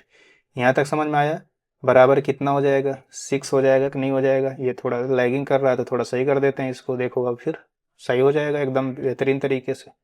ये कितना इज इक्वल टू हो जाएगा 6, नहीं होगा तो ये 3 2 6 कितना हो जाएगा, 6 से 6 ये कट जाएगा तो कितना आया, z1 कॉन्जुगेट प्लस z2 का कॉन्जुगेट प्लस z3 का कॉन्जुगेट का मॉड कितना आएगा, 1 आया कि नहीं आया। अब ये एक प्रॉपर्टी ये भी पढ़े थे क्या, कि अगर Z1 plus Z2 plus Z3 का कॉन्जुगेट कहीं लिखा गया पूरे का, तो ये कितना कॉन्जुगेट Z1 कॉन्जुगेट हो जाता, फिर सबके ऊपर डिस्ट्रीब्यूट जैसे हो जाता कि नहीं हो जाता, ये हो जाता कि नहीं हो जाता, यही तो लिखा गया था। हम इसको पूरा ले ला के लिख दें तो कितना हो जाएगा, Z1 Z2 प्लस Z3 पूरे का कॉन्जुगेट का मॉड इज इक्वल टू 1। एक प्रॉपर्टी और पढ़े थे, मॉड जेड की जो वैल्यू होती है वो जेड कॉन्जुगेट के वैल्यू के बराबर होता है कि नहीं होता। अगर ये होता है तो इसका वैल्यू कितना है, अगर ये लिखा है तो क्या mod Z1 plus Z2 plus Z3 के कॉन्जुगेट जो लिखा है तो मॉड जेड के बराबर होगा, तो किसकी वैल्यू होगा, 1 होगा कि नहीं होगा। हमसे किसकी वैल्यू पूछा था, हमसे इसी की वैल्यू पूछा था, यही अपना यही अपना पोर्शन क्या है, अपना पोर्शन यही आंसर भी है कि नहीं है। चलो ठीक है, फिर आगे बढ़ते हैं हम लोग, अगले क्वेश्चन पे चलते हैं। अगला क्वेश्चन क्या कह रहा है उसको देखते हैं। नेक्स्ट क्वेश्चन क्या कह रहा है कि mod Z1 plus mod Z2 is equal to दिया गया है पूरे का मॉड 1/2 Z1 प्लस Z2, फिर यहाँ क्या दिया गया, under root Z1 into Z2, under root के अंदर दोनों है, पूरे का मॉड, फिर प्लस, फिर पूरे का मॉड, फिर 1/2 Z1 प्लस Z2, फिर क्या लिया, under root minus Z1 into Z2, यही दिया गया, कुछ और दिया गया, यही दिया गया। अब इसको हमको सॉल्व करना है, चलो सॉल्व करते हैं, कैसे करेंगे अब इसको देखते हैं। राइट हैंड साइड इसके पकड़ते हैं, राइट हैंड साइड में क्या लिखा है, 1/2 Z1 plus Z2 plus under root Z1 into Z2, यही तो लिखा गया, कुछ और लिखा गया, plus 1/2 Z1 plus Z2 minus under root Z1 into Z2, यही तो लिखा गया, कुछ और लिखा गया, यही लिखा गया। ठीक है दोस्तों, फिर आगे बढ़ते हैं हम लोग। इनमें से देखो 1/2 को इसमें गुणा कर दो तिरछा, उसके बाद बाहर कर लो, तो ये 1/2 बाहर कर लिए, तो ये कितना हो जाएगा, Z1 plus Z2 plus 2 under root Z1 into Z2 हो जाएगा कि नहीं हो जाएगा। फिर इधर भी ऐसे 1/2 बाहर हो जाएगा, कितना हो जाएगा, Z1 plus Z2 minus 2 under root Z1 into Z2 हो जाएगा कि नहीं हो जाएगा, हो जाएगा। यहां तक समझ में आया क्या, यहां तक समझ में आ गया, फिर इसके आगे भी आ ही जाएगा। अब ये देखो ये कितना हो जाएगा, 1/2, इसको क्या लिख सकते हो भाई, ये Z1 को क्या लिख सकते हो, अंडर रूट Z1 का स्क्वायर कर दें, कोई दिक्कत है। ये अंडर रूट Z2 की स्क्वायर कर दें, कोई दिक्कत है। ये कितना हो जाएगा, 2 under root Z1 into Z2 हो जाएगा कि नहीं हो जाएगा, प्लस 1/2, ये कितना हो जाएगा, under root Z1, under root Z1 का स्क्वायर कर दें, कोई दिक्कत। इसी तरह इसको अंडर रूट Z2 की स्क्वायर कर दें, minus 2 under root Z1 into कितना हो जाएगा, अंडर रूट Z2। यहां तक समझ में आया क्या। उसके बाद आगे बढ़ते हैं हम लोग, ये क्या लिखा गया, ये क्या, ये कुछ और नहीं, क्या ये मॉड Z1 स्क्वायर, ये जो लिखा गया है ये पोर्शन क्या लिखा गया है, ये क्या under root Z1 plus under root Z2 का पूरे का मॉड की स्क्वायर लिखा गया कि नहीं किया, ये लिख दूं, कोई गलत है बताओ। इसी तरह इस पोर्शन को under root Z1 minus under root Z2 का मॉड की स्क्वायर लिख दूं, कोई गलत है, कोई गलती नहीं है। ठीक है, अभी थोड़ी देर पहले बताया था, क्या बताया था कि अगर कहीं पे ऐसा लिखा रहे mod Z1 minus mod Z या प्लस Z1 Z2 की square plus mod Z1 minus Z2 की स्क्वायर बराबर कितना हो जाता है भाई, ये किसके बराबर हो जाता है, 2 टाइम्स किसके, mod Z1 square plus mod Z2 की स्क्वायर हो जाता है कि नहीं हो जाता। ठीक है, अब यही चीज तो यहाँ लिखा गया है, अब ये किसके बराबर हो जाएगा, 1/2 इंटू 2, ये पोर्शन किसके बराबर हो जाएगा, मॉड ये रूट Z1 है इसका स्क्वायर प्लस ये रूट Z2 है इसका स्क्वायर के बराबर हो जाएगा कि नहीं हो जाएगा। अब इसको ये पोर्शन कट जाएगा, ये कितना हो जाएगा, mod Z1 plus mod Z2, square करोगे तो स्क्वायर से स्क्वायर रूट हट जाएगा, तो mod Z1 plus mod Z2 हो जाएगा। यही अपना देख लो राइट हैंड साइड है कि नहीं है, नहीं यही अपना लेफ्ट हैंड साइड है, ये अपना किसके बराबर है, लेफ्ट हैंड साइड। देखो लेफ्ट हैंड साइड में mod Z1 plus mod Z2 दिया गया था। तो ये समझ में आया क्वेश्चन कैसे लगेगा।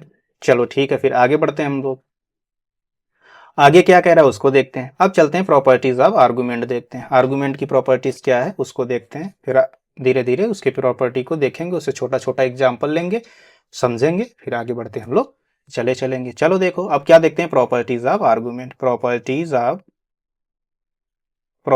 ऑफ आर्गुमेंट क्या हो जाएगा, प्रॉपर्टीज ऑफ आर्गुमेंट। पहली प्रॉपर्टीज क्या है, पहली प्रॉपर्टीज यही है कि अगर कहीं तुमको दिख जा argument of z1 into Z2 ये किसके बराबर हो जाता है, आर्गुमेंट ऑफ Z1 हो जाता है प्लस आर्गुमेंट ऑफ Z2 हो जाता है, ये प्लस 2k पाई होता है, प्लस 2k पाई, जहां k अपना क्या होता है, इंटीजर होता है। अब ये 2 जैसे argument Z1 plus argument Z2 plus 2k पाई हम जोड़े क्यों, ये पोर्शन हमको बताता क्या है, ये इंश्योर करता है, इंश्योर द रिजल्ट, जो इसको आर्गुमेंट इंटू Z2 निकालोगे तो ये 2k पाई इंश्योर करेगा, ensure the result stay within the principal range, अब प्रिंसिपल रेंज कितना होता है कोई बता सकता है, माइनस पाई से पाई, कि ये जो 2k पाई जुड़ा है ये माइनस पाई से पाई के बीच में रहेगा, ये इंश्योर करेगा। कैसे करेगा, अगर मान लो तुम्हारा 180 से ज्यादा आ गया, 180 से ज्यादा आ गया तो के हमारा निगेटिव ले लेंगे, मान लो माइनस पाई से छोटा आ गया तो के को हम पॉजिटिव ले लेंगे, तो वो बैलेंस बना के चलता रहेगा, माइनस पाई और पाई के बीच में रहेगा। यहां तक समझ आया। अब इसी को जनरल में लिख सकते हो, जनरल फॉर्म में क्या लिख सकते हो, इन जनरल फॉर्म क्या कर सकते हो, अगर ये लिख सकते हो argument of Z1 Z2 Z3, इसको क्या कर सकते हो, Zn इंटू है ना कि कामा है, ये क्या लिख सकते हो, argument of Z1 plus argument of Z2 plus argument of Z3, ये डॉट डॉट डॉट कहां तक हो जाएगा, प्लस आर्गुमेंट ऑफ Zn हो जाएगा, फिर प्लस क्या 2k पाई, 2k पाई हम जोड़ देंगे, इससे हमारा ये पता लग जाएगा कि अपना जो प्रिंसिपल है, हमको क्या चाहिए, प्रिंसिपल रेंज वाला चाहिए ना, प्रिंसिपल आर्गुमेंट चाहिए ना, तो प्रिंसिपल आर्गुमेंट के लिए 2k पाई हम जोड़ देंगे तो वो इंश्योर कर देगा, अगर ज़्यादा होगा पाई से ज़्यादा होगा, पाई से अगर बहुत ज़्यादा हो रहा है तो k की वैल्यू डिफर करेगा, k की वैल्यू माइनस में ले लेगा, अगर वही जब के माइनस में चला जाए तो के पॉजिटिव हो जाएगा, ताकि वो बैलेंस बना रहे, माइनस पाई और पाई के रेंज में वो बना रहे, इसीलिए 2k पाई को जोड़ा गया है। चलें आगे बढ़े हम लोग, यहाँ के क्या होता है, के इंटीजर होता है भाई, यहाँ भी के लिख दो, के बिलोंग्स टू आई। चलो एग्जाम्पल देखते हैं, एग्जाम्पल क्या कहता भाई, example if argument of Z1 is equal to कितना लिखा है pi by 3 and argument of Z2 is equal to कितना लिखा गया pi by 6, then argument of Z1 into Z2 कितना हो जाएगा पाई बाई 3, क्या argument of Z1 plus argument of Z2, pi by 3 plus pi by 6, यही तो हुआ, ये कितना हो जाएगा भाई 6 इसका एलसीएम होगा, ये कितना हो जाएगा 2 पाई, ये कितना हो जाएगा पाई, कितना हो जाएगा 3 पाई बाई 6, ये कितना हो जाएगा पाई बाई 2। यहाँ तक समझ में आया क्या, इसमें तो कोई दिक्कत नहीं, यहाँ पाई बाई 2 आया जो माइनस पाई और पाई के बीच में है, तो इसमें हमको कोई प्रॉब्लम है नहीं। चलो फिर आगे बढ़ते हैं, नेक्स्ट एग्जांपल पे चलते हैं, जहां हमको प्रॉब्लम थोड़ा आएगा, फिर उसको हम टैकल कैसे करेंगे उसको भी देख लेंगे। If argument of Z1 is equal to 3 pi by 4, ठीक, and argument of Z2 is equal to pi by 2, यहां तक समझ में आया क्या, ये दिया argument of Z1 argument of Z2। अब हमसे पूछ ले कि argument of Z1 into Z2 कितना होगा भैया, ये बता दो, कितना हो जाएगा argument of Z1 plus argument of Z2, यही तो होगा कि नहीं होगा।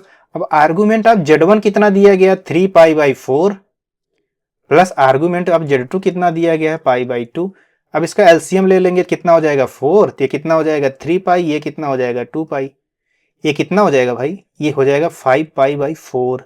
अब एक बार थोड़ा डिवाइड करके देखो जरा, तो 4 से डिवाइड करोगे 1 पॉइंट समथिंग आएगा, इसका मतलब ये पाई से ज्यादा आ रहा है, अगर ये पाई से ज्यादा आ रहा है तो इसका मतलब इसको फिर प्रिंसिपल रेंज में हमको लाना पड़ेगा। अब प्रिंसिपल रेंज में लाने के लिए इसमें हमको -2 पाई जोड़ना पड़ेगा, हम देखो जोड़ने कह रहे हैं कितना -2 पाई, तो चलो इधर ही बगल कर देता हूं, क्या इसको उधर चलेंगे तो थोड़ा डिस्टर्बेंस हो जाएगा, इसी बगल में लगा देते हैं। अब यहीं लिख देता हूं फॉर प्रिंसिपल वैल्यू कितना हो जाएगा, जो 5 पाई बाई 4 आया है इसमें से हम -2 पाई को घटा देंगे, तो ये कितना हो जाएगा -3 पाई बाई 4। अब ये देखो ये अपने रेंज में आया, माइनस पाई और पाई के रेंज में आया, डिवाइड करके देखो ये 0 पॉइंट समथिंग आएगा, 0 पॉइंट समथिंग पाई आएगा। तो ये माइनस पाई से छोटा आ गया, इसका मतलब अपने रेंज में है कि नहीं है। माइनस पाई से बड़ा आया, बल्कि छोटा नहीं बड़ा आया, तो ये अपने रेंज में है कि नहीं है। चलो ठीक है, फिर आगे बढ़ते हैं। अब इसका मतलब यहाँ 2 पाई जोड़े थे, इसका मतलब क्या हुआ, नोट पॉइंट करके लिखा देता हूं। नोट कि अगर अपना पाई से बड़ा आया तो उसमें -2 पाई घटा देंगे, अगर माइनस पाई से छोटा आया तो उसमें 2 पाई हम जोड़ देंगे, तो अपना काम बन जाएगा। चलो लिख देता हूं, चलो आज हिंदी में लिख देता हूं। अगर उत्तर, जो उत्तर आया, अगर उत्तर पाई से ज्यादा आए, पाई से ज्यादा आए तो 2 पाई क्या करते हैं, 2 पाई घटा देते हैं। अगर अगर पाई से छोटा आए,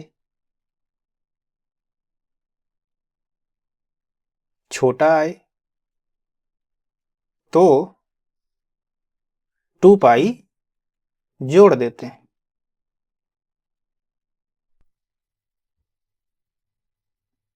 ठीक है, यहां तक समझ में आया। अभी हम आगे थोड़ा थोड़ा और कुछ चीजें बता दूं, अभी आगे आपको और बताऊंगा कि हमने केवल 2 पाई ही क्यों लिया, क्योंकि हमको 2 के पाई लिखा है, तो के की वैल्यू कह रहा है इंटीजर होना चाहिए, तो इंटीजर में जीरो, चलो जीरो भी तो हो सकता है, 1 भी हो सकता है, 2 भी हो सकता है, -1 -2 भी हो सकता है। हम 2 पाई ही क्यों लिए, अभी यहाँ पे 2 पाई ही क्यों लिए, हम 4 पाई क्यों नहीं लिए, 6 पाई क्यों नहीं लिए, 8 पाई क्यों नहीं लिए। के की वैल्यू इंटीजर हो सकता है, अभी थोड़ी देर बाद उसको हम बताते हैं वो वैल्यू किस कंडीशन में लिया जाएगा। अभी 2 पाई तक समझ में आया क्या। चलो आगे बढ़ते हैं, फिर यहाँ तक समझ में आया तो अपन अगले प्रॉपर्टी पे चलते हैं। अगली प्रॉपर्टी क्या है, दूसरी प्रॉपर्टी क्या है भाई, अगर कहीं आर्गुमेंट आप Z1 अपान Z2 निकाल रहे हो तो आर्गुमेंट आप Z1 हो जाता है माइनस आर्गुमेंट आप Z2 हो जाता है, प्लस 2 के पाई जोड़ दिए, इससे हमारा ये कंफर्म हो गया कि अपना जो आर्गुमेंट आएगा वो प्रिंसिपल आर्गुमेंट आएगा, वो माइनस पाई और पाई के बीच में आएगा कि नहीं आएगा। ठीक है, यहाँ के अपना क्या है, के बिलोंग्स टू आई है कि नहीं है। चलो एग्जाम्पल देखते हैं हम लोग। एग्जाम्पल क्या देखेंगे भाई, इफ क्या, argument of Z1 is equal to 2 pi by 3 and argument of Z2 is equal to कितना हो जाएगा, pi by 3, then argument of Z1 divide by Z2 किसके बराबर हो जाएगा, 2 पाई बाई 3, क्या बताए थे, Z1 minus Z2, 2 pi by 3 minus pi by 3, किससे, argument of Z1 by Z2 क्या बताया, argument of Z1 minus argument of Z2, यही तो बताया है। ये ऊपर देखो यही तो लिखा है, कुछ और लिखा गया, ये प्रॉपर्टी देखो छुप जा रहा है ना, तो इसको ऐसे ऐसे कर दो, गोला कर दो, ऐसे थोड़ा डिजाइन डाल दो, जितने अपनी कलाकृतियां अंदर विकसित हैं सारा उजागर कर दो, इसी पे न्यौछावर कर दो, कुल मिला के उसको अलग करो, दिखता रहे, पढ़ता रहे, अपना ध्यान उस पर लगा रहे, कंसंट्रेशन उस पर बना रहे, ऐसा लिखो कि हमारे दोबारा किताब उठा के पढ़ने की इच्छा हो। अब इसको चलो घटाते हैं, कितना हो जाएगा ये, 2 पाई माइनस से घटा दो कितना हो जाएगा, पाई बाई 3। यहां तक समझ में आया क्या। ठीक है, फिर अगले एग्जाम्पल पे चलते हैं। अब पाई बाई 3 आया तो अपने रेंज में, तो यहाँ कोई प्रॉब्लम नहीं है। फिर चलते हैं नेक्स्ट एग्जाम्पल पे चलते हैं, जो अपने रेंज से बाहर हो, फिर उसको कैसे हम अपने अंदर लाएंगे उसको भी देखेंगे। अगर हम ये कह दें कि अपना if argument of Z1 is equal to कितना कह दे, minus pi by 2 and argument of Z2 is equal to कितना हो जाएगा, 3 पाई बाई 4, देन अब हम आपसे पूछें ये बताओ argument of Z1 upon Z2 कितना हो जाएगा, यही हमसे पूछा है, तो बताओ कितना हो जाएगा। तो कितना हो जाएगा, argument of Z1 minus argument of Z2, Z1 कितना हो जाएगा, कितना आर्गुमेंट ऑफ Z1 कितना लिखा भाई, माइनस पाई बाई 2, और ये कितना लिखा गया, -3 पाई बाई 4, यही तो लिखा गया, कुछ और लिखा गया। अब इसका एलसीएम कितना होगा, 4, अभी कितना हो जाएगा, -2 पाई, और ये कितना हो जाएगा, -3 पाई, ये टोटल जोड़ दोगे कितना आ जाएगा, -5 पाई बाई 4 आया। अब -5 पाई/4 देखो, माइनस पाई से छोटा चला गया कि नहीं, देखो -5 से छोटा गया कि नहीं, -5 मतलब -1 पॉइंट समथिंग, तो माइनस पाई से बाहर चला गया। अब माइनस पाई के अंदर लाना, माइनस पाई से पाई के अंदर लाना, उसके लिए क्या करेंगे, फिर principal value, for principal value कितना हो जाएगा, -5 पाई/4 प्लस कितना, क्या बोले थे, अगर माइनस पाई से कम हो जाए तो उसमें 2 पाई हम जोड़ देंगे, तो कितना हो जाएगा, 3 पाई/4। यहां तक समझ में आ गया हो तभी आगे बढ़ेंगे। ठीक है, चलो फिर आगे बढ़ते हैं हम लोग, अगली प्रॉपर्टी पे चलते हैं। तीसरी प्रॉपर्टी क्या कहता है, अगर कहीं ऐसा लिखा है कि argument of Z upon Z bar ये बराबर हो जाता है 2 argument of Z plus 2k pi, जहां के अपना बिलोंग करेगा कहाँ, इंटीजर में। नहीं समझ में आया, argument of Z upon Z का कॉन्जुगेट जो होता है वो 2 आर्गुमेंट ऑफ जेड के बराबर होता है, प्लस 2k पाई इसलिए जोड़ा जाता है ताकि वो अपना प्रिंसिपल आर्गुमेंट अपना बना रहे। ठीक है, चलो आगे देखते हैं। तो इसका मतलब ये पहले इस पे ध्यान दो कि क्या है, ये argument of Z upon Z का कॉन्जुगेट है। तो ये कितना होता है, argument of Z minus argument of Z का कॉन्जुगेट, यही होता है कि नहीं होता। अब आर्गुमेंट ऑफ जेड होता है, फिर माइनस आर्गुमेंट जेड जो कॉन्जुगेट होता है, तो ये माइनस आर्गुमेंट ऑफ जेड के बराबर होता है। यहां तक समझ में आया क्या, ये कितना हो जाएगा, आर्गुमेंट ऑफ जेड होता है, ये माइनस से प्लस हो जाएगा, तो कितने बराबर हो जाएगा, आर्गुमेंट ऑफ जेड, ये कितना बराबर हो जाएगा, 2 आर्गुमेंट ऑफ जेड। यहां तक समझ में आया क्या, यहां तक समझ में आ गया होगा तो आगे बढ़े। ये अभी ये वाला पॉइंट शायद बताए नहीं है, तो इसको यहाँ नोट पॉइंट करके इसको लिख लो कि क्या, आर्गुमेंट ऑफ जेड जो होता है ये, या आर्गुमेंट ऑफ जेड का कॉन्जुगेट जो होता है negative of argument of Z होता है। ठीक है, ये अपना नोट पॉइंट ये भी ध्यान रखना, ये पोर्शन और ये पोर्शन तो अपना वो है ही है भाई, ये तो प्रॉपर्टीज है, इसको भी ध्यान रखना। ये सब दिमाग में रहना चाहिए, छोटी छोटी चीजें हैं लेकिन बड़ी बड़ी चीजें प्रभाव डालती हैं, छोटी चीजें बहुत बराबर पड़ा, अगर ये आपको नहीं पता तो काफी क्वेश्चन ऐसे हैं जिसको आप गलत कर देंगे।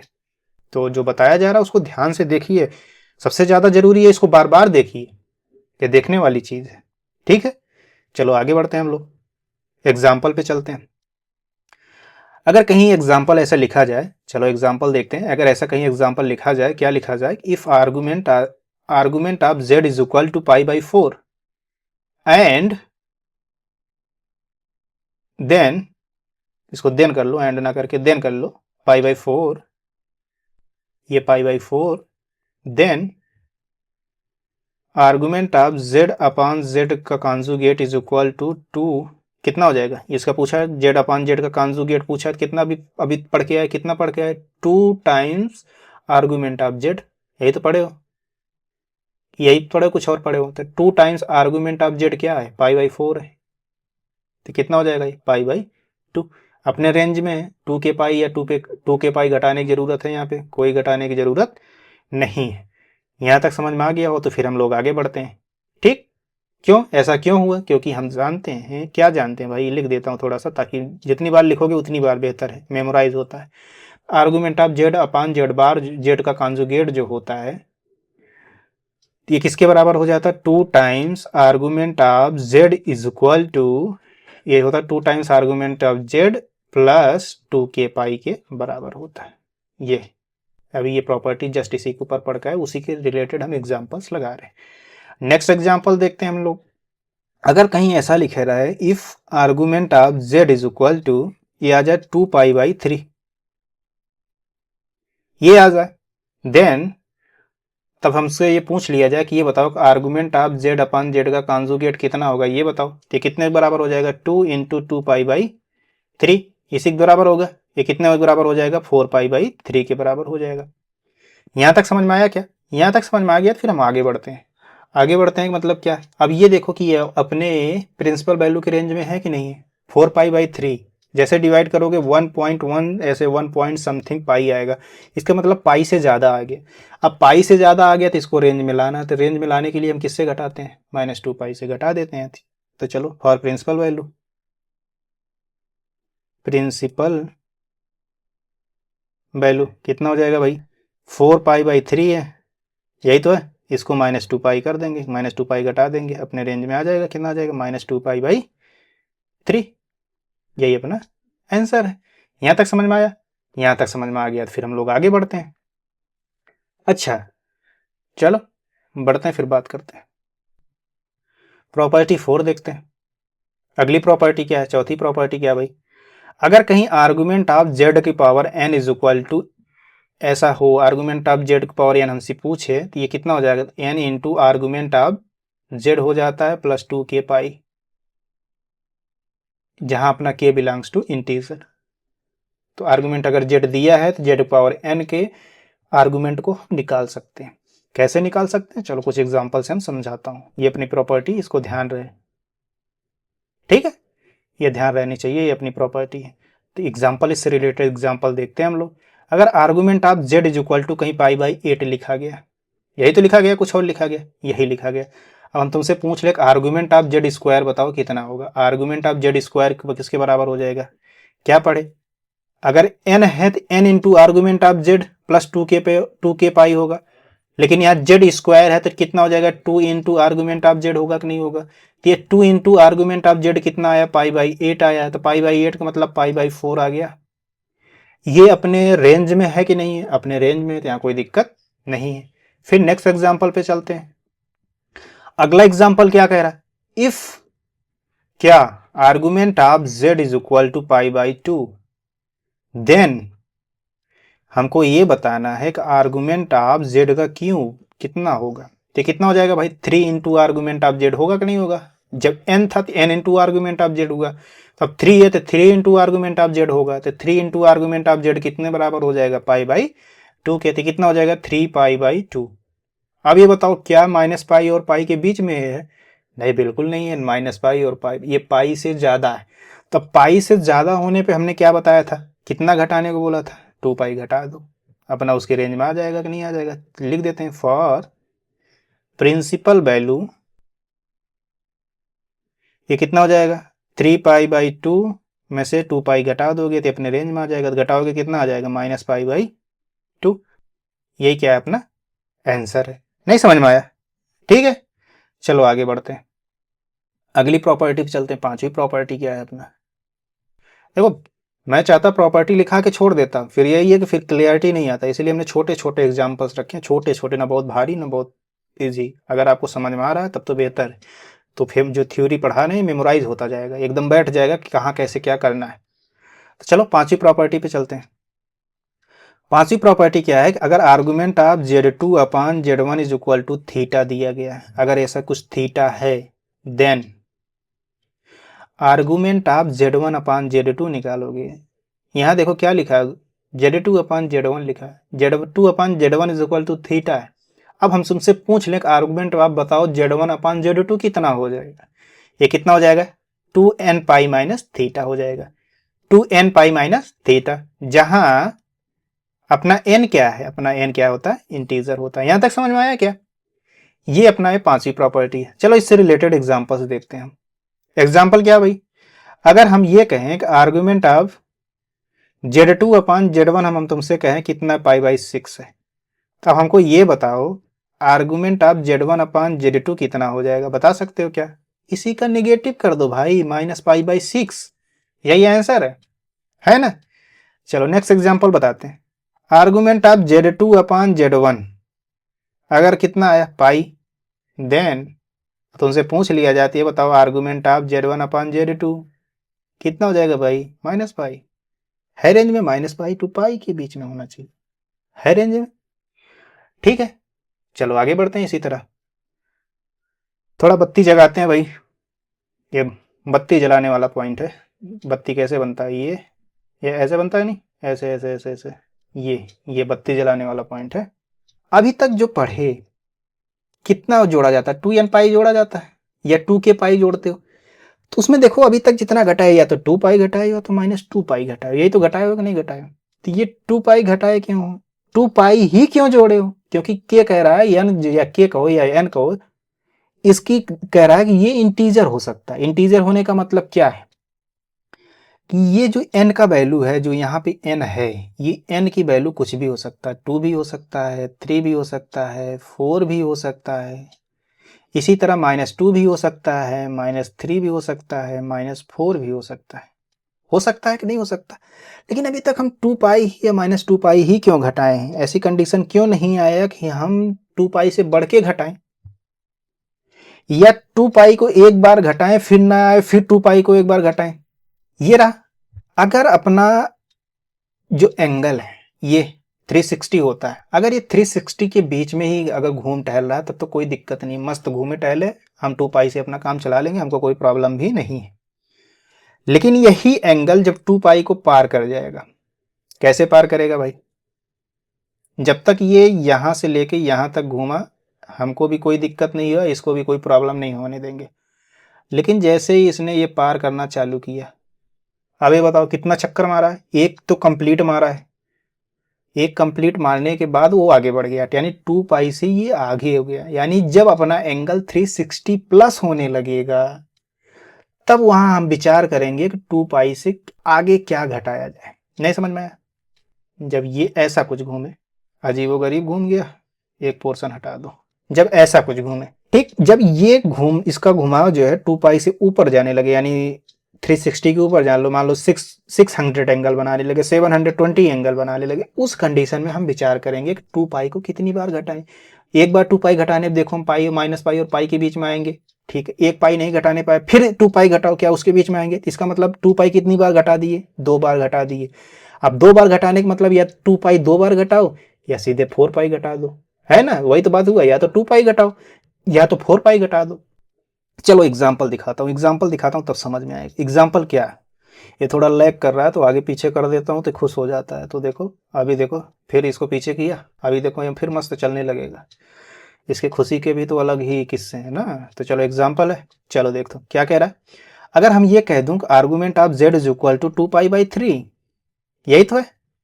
अब तुमसे पूछ रहा हूं कि ये बताओ आर्गूमेंट ऑफ z का पावर 5 इज इक्वल टू कितना आएगा? अब बताओ, z का पावर 5 हो गया। अभी थोड़ी देर पहले मैंने पढ़ा, क्या पढ़ा था? ध्यान दो। आर्गूमेंट ऑफ z का पावर n होता है क्या? n into argument of z plus 2k पाई, यही तो हमने पढ़ के आया अभी जस्ट थोड़ी देर पहले, यही हमने पढ़ा ना यार? ठीक है, चलो फिर आगे देखते हैं। फिर आर्गूमेंट ऑफ z का पावर 5 हम देखते हैं कितना होगा। तो कितना हो जाएगा? 5 इंटू आर्गूमेंट ऑफ z होगा कि नहीं होगा? होगा। 5 इंटू आर्गूमेंट ऑफ z यानी कितना है? 2 पाई बाई 3। ये कितना हो जाएगा? 5 दूनी 10 पाई बाई 3।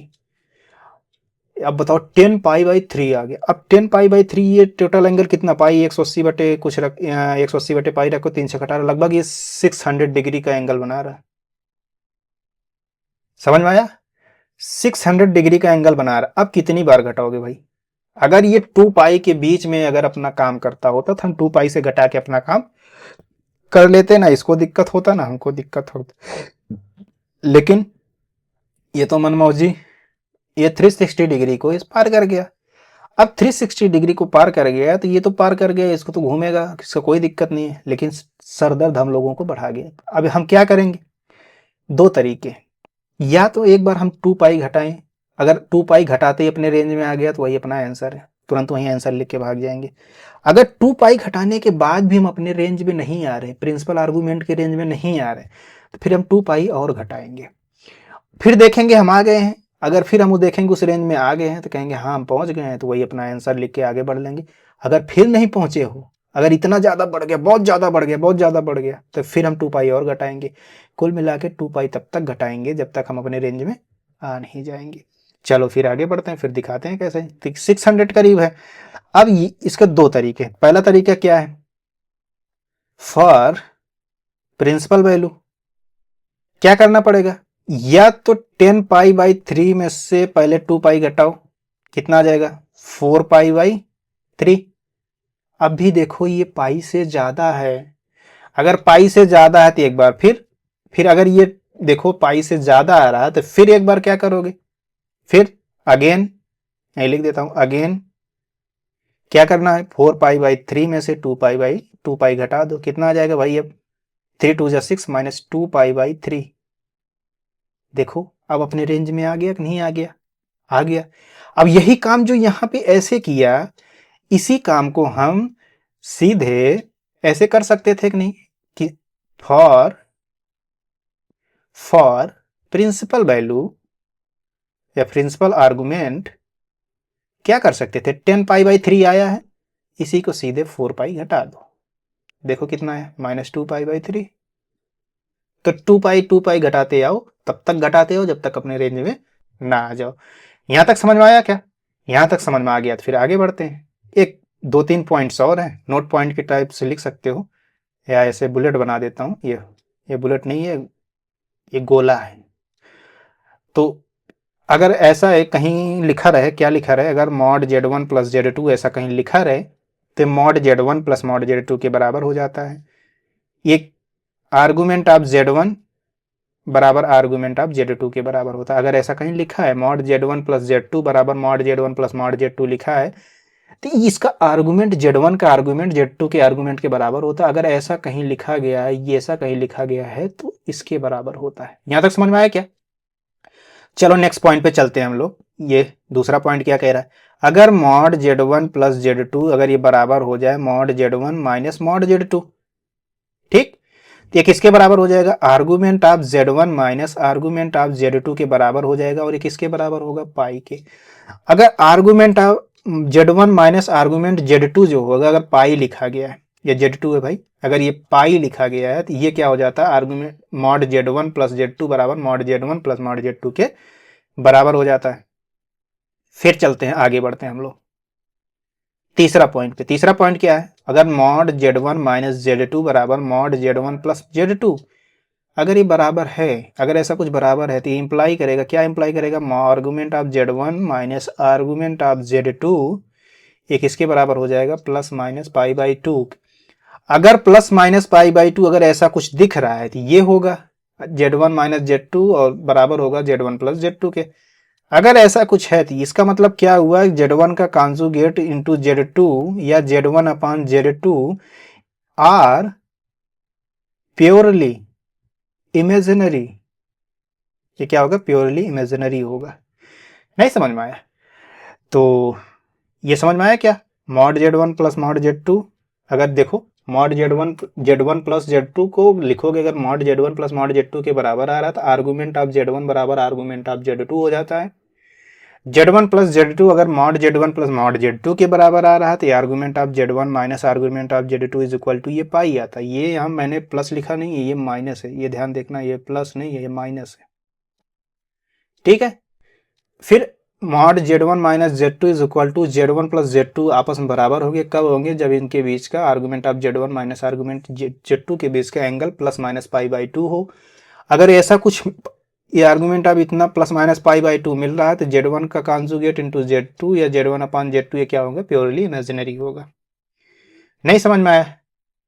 तो आज हम अपने सेशन को यहीं तक रखेंगे, उसके बाद कल इस सेशन को अगले क्लास में हम कंटिन्यू करेंगे। तो हमारा जो क्या हुआ, एक दिन थ्योरी क्लास चलता है तो एक दिन न्यूमेरिकल पीवाई की सीरीज का चलता है, तो आप दोनों से जुड़े, साथ में थ्योरी आपका क्लियर होता जाएगा, इससे रिलेटेड न्यूमेरिकल आपको पीवाई की सीरीज में मिल जाएगा। तो धीरे धीरे चैप्टर अपना खत्म होते जा रहे हैं और पीवाई की सीरीज भी धीरे धीरे ही बढ़ रहा है। तो हर एक सेशन में पीवाई की सीरीज के सेशन में 50 क्वेश्चन to 60 क्वेश्चन लगाते हैं। तो ऐसा नहीं है कि कोई खराब चल रहा है, एक बढ़िया जितना एक दिन में जितना होना चाहिए चल रहा है, काफ़ी है, पर्याप्त है। तो जो अभी वैकेंसी आने वाली है, जो डेट लगे, तो वहाँ तक कोशिश किया जाएगा कि लगभग सिलेबस ख़त्म कर दिया जाए। ये चीज़ आपको भी पता है, ये चीज़ हमको भी पता है, कोई झूठी दिलासा नहीं देता है कि जो अपना सिलेबस है वो 2 महीने का सिलेबस है, 3 महीने का सिलेबस नहीं है। लेकिन ये है कि कोशिश किया जाएगा, चाहे एक दिन में 1 क्लास, 2 क्लास या 3 क्लास तक, 2 क्लास मैक्सिमम तो ले ही सकते हैं। तो 2 क्लास मैक्सिमम लेंगे, उसके थ्रू जितना पूरा हो जाएगा अच्छे से उसको हम कंप्लीट करेंगे। सोच रहा हूँ थोड़ा अभी जो दिमाग में आ रहा है कि हफ्ते में सैटरडे और संडे को हम सोच रहा हूँ ग्रेजुएशन के कुछ पोर्शन का, जैसे ग्रुप थ्योरी हो गया, डिफरेंशियल कैलकुलस हो गया, जो पोर्शन सबसे ज़्यादा पूछे जाते हैं, 1-2 ढाई घंटे का एक लेक्चर बढ़िया से बना के उसको अपलोड कर दिया जाए, ताकि अपना काम उससे निकलता रहे। तो आज का सेशन यही समाप्त करते हैं, बाकी हम नेक्स्ट क्लास में मिलते हैं। तब तक आप खुश रहिए, पढ़ते रहिए, अपने मिशन को जो मान के चले, जो लक्ष्य निर्धारित किए हैं उधर बढ़ते रहिए। मिलते हैं नेक्स्ट क्लास में, तब तक के लिए थैंक यू।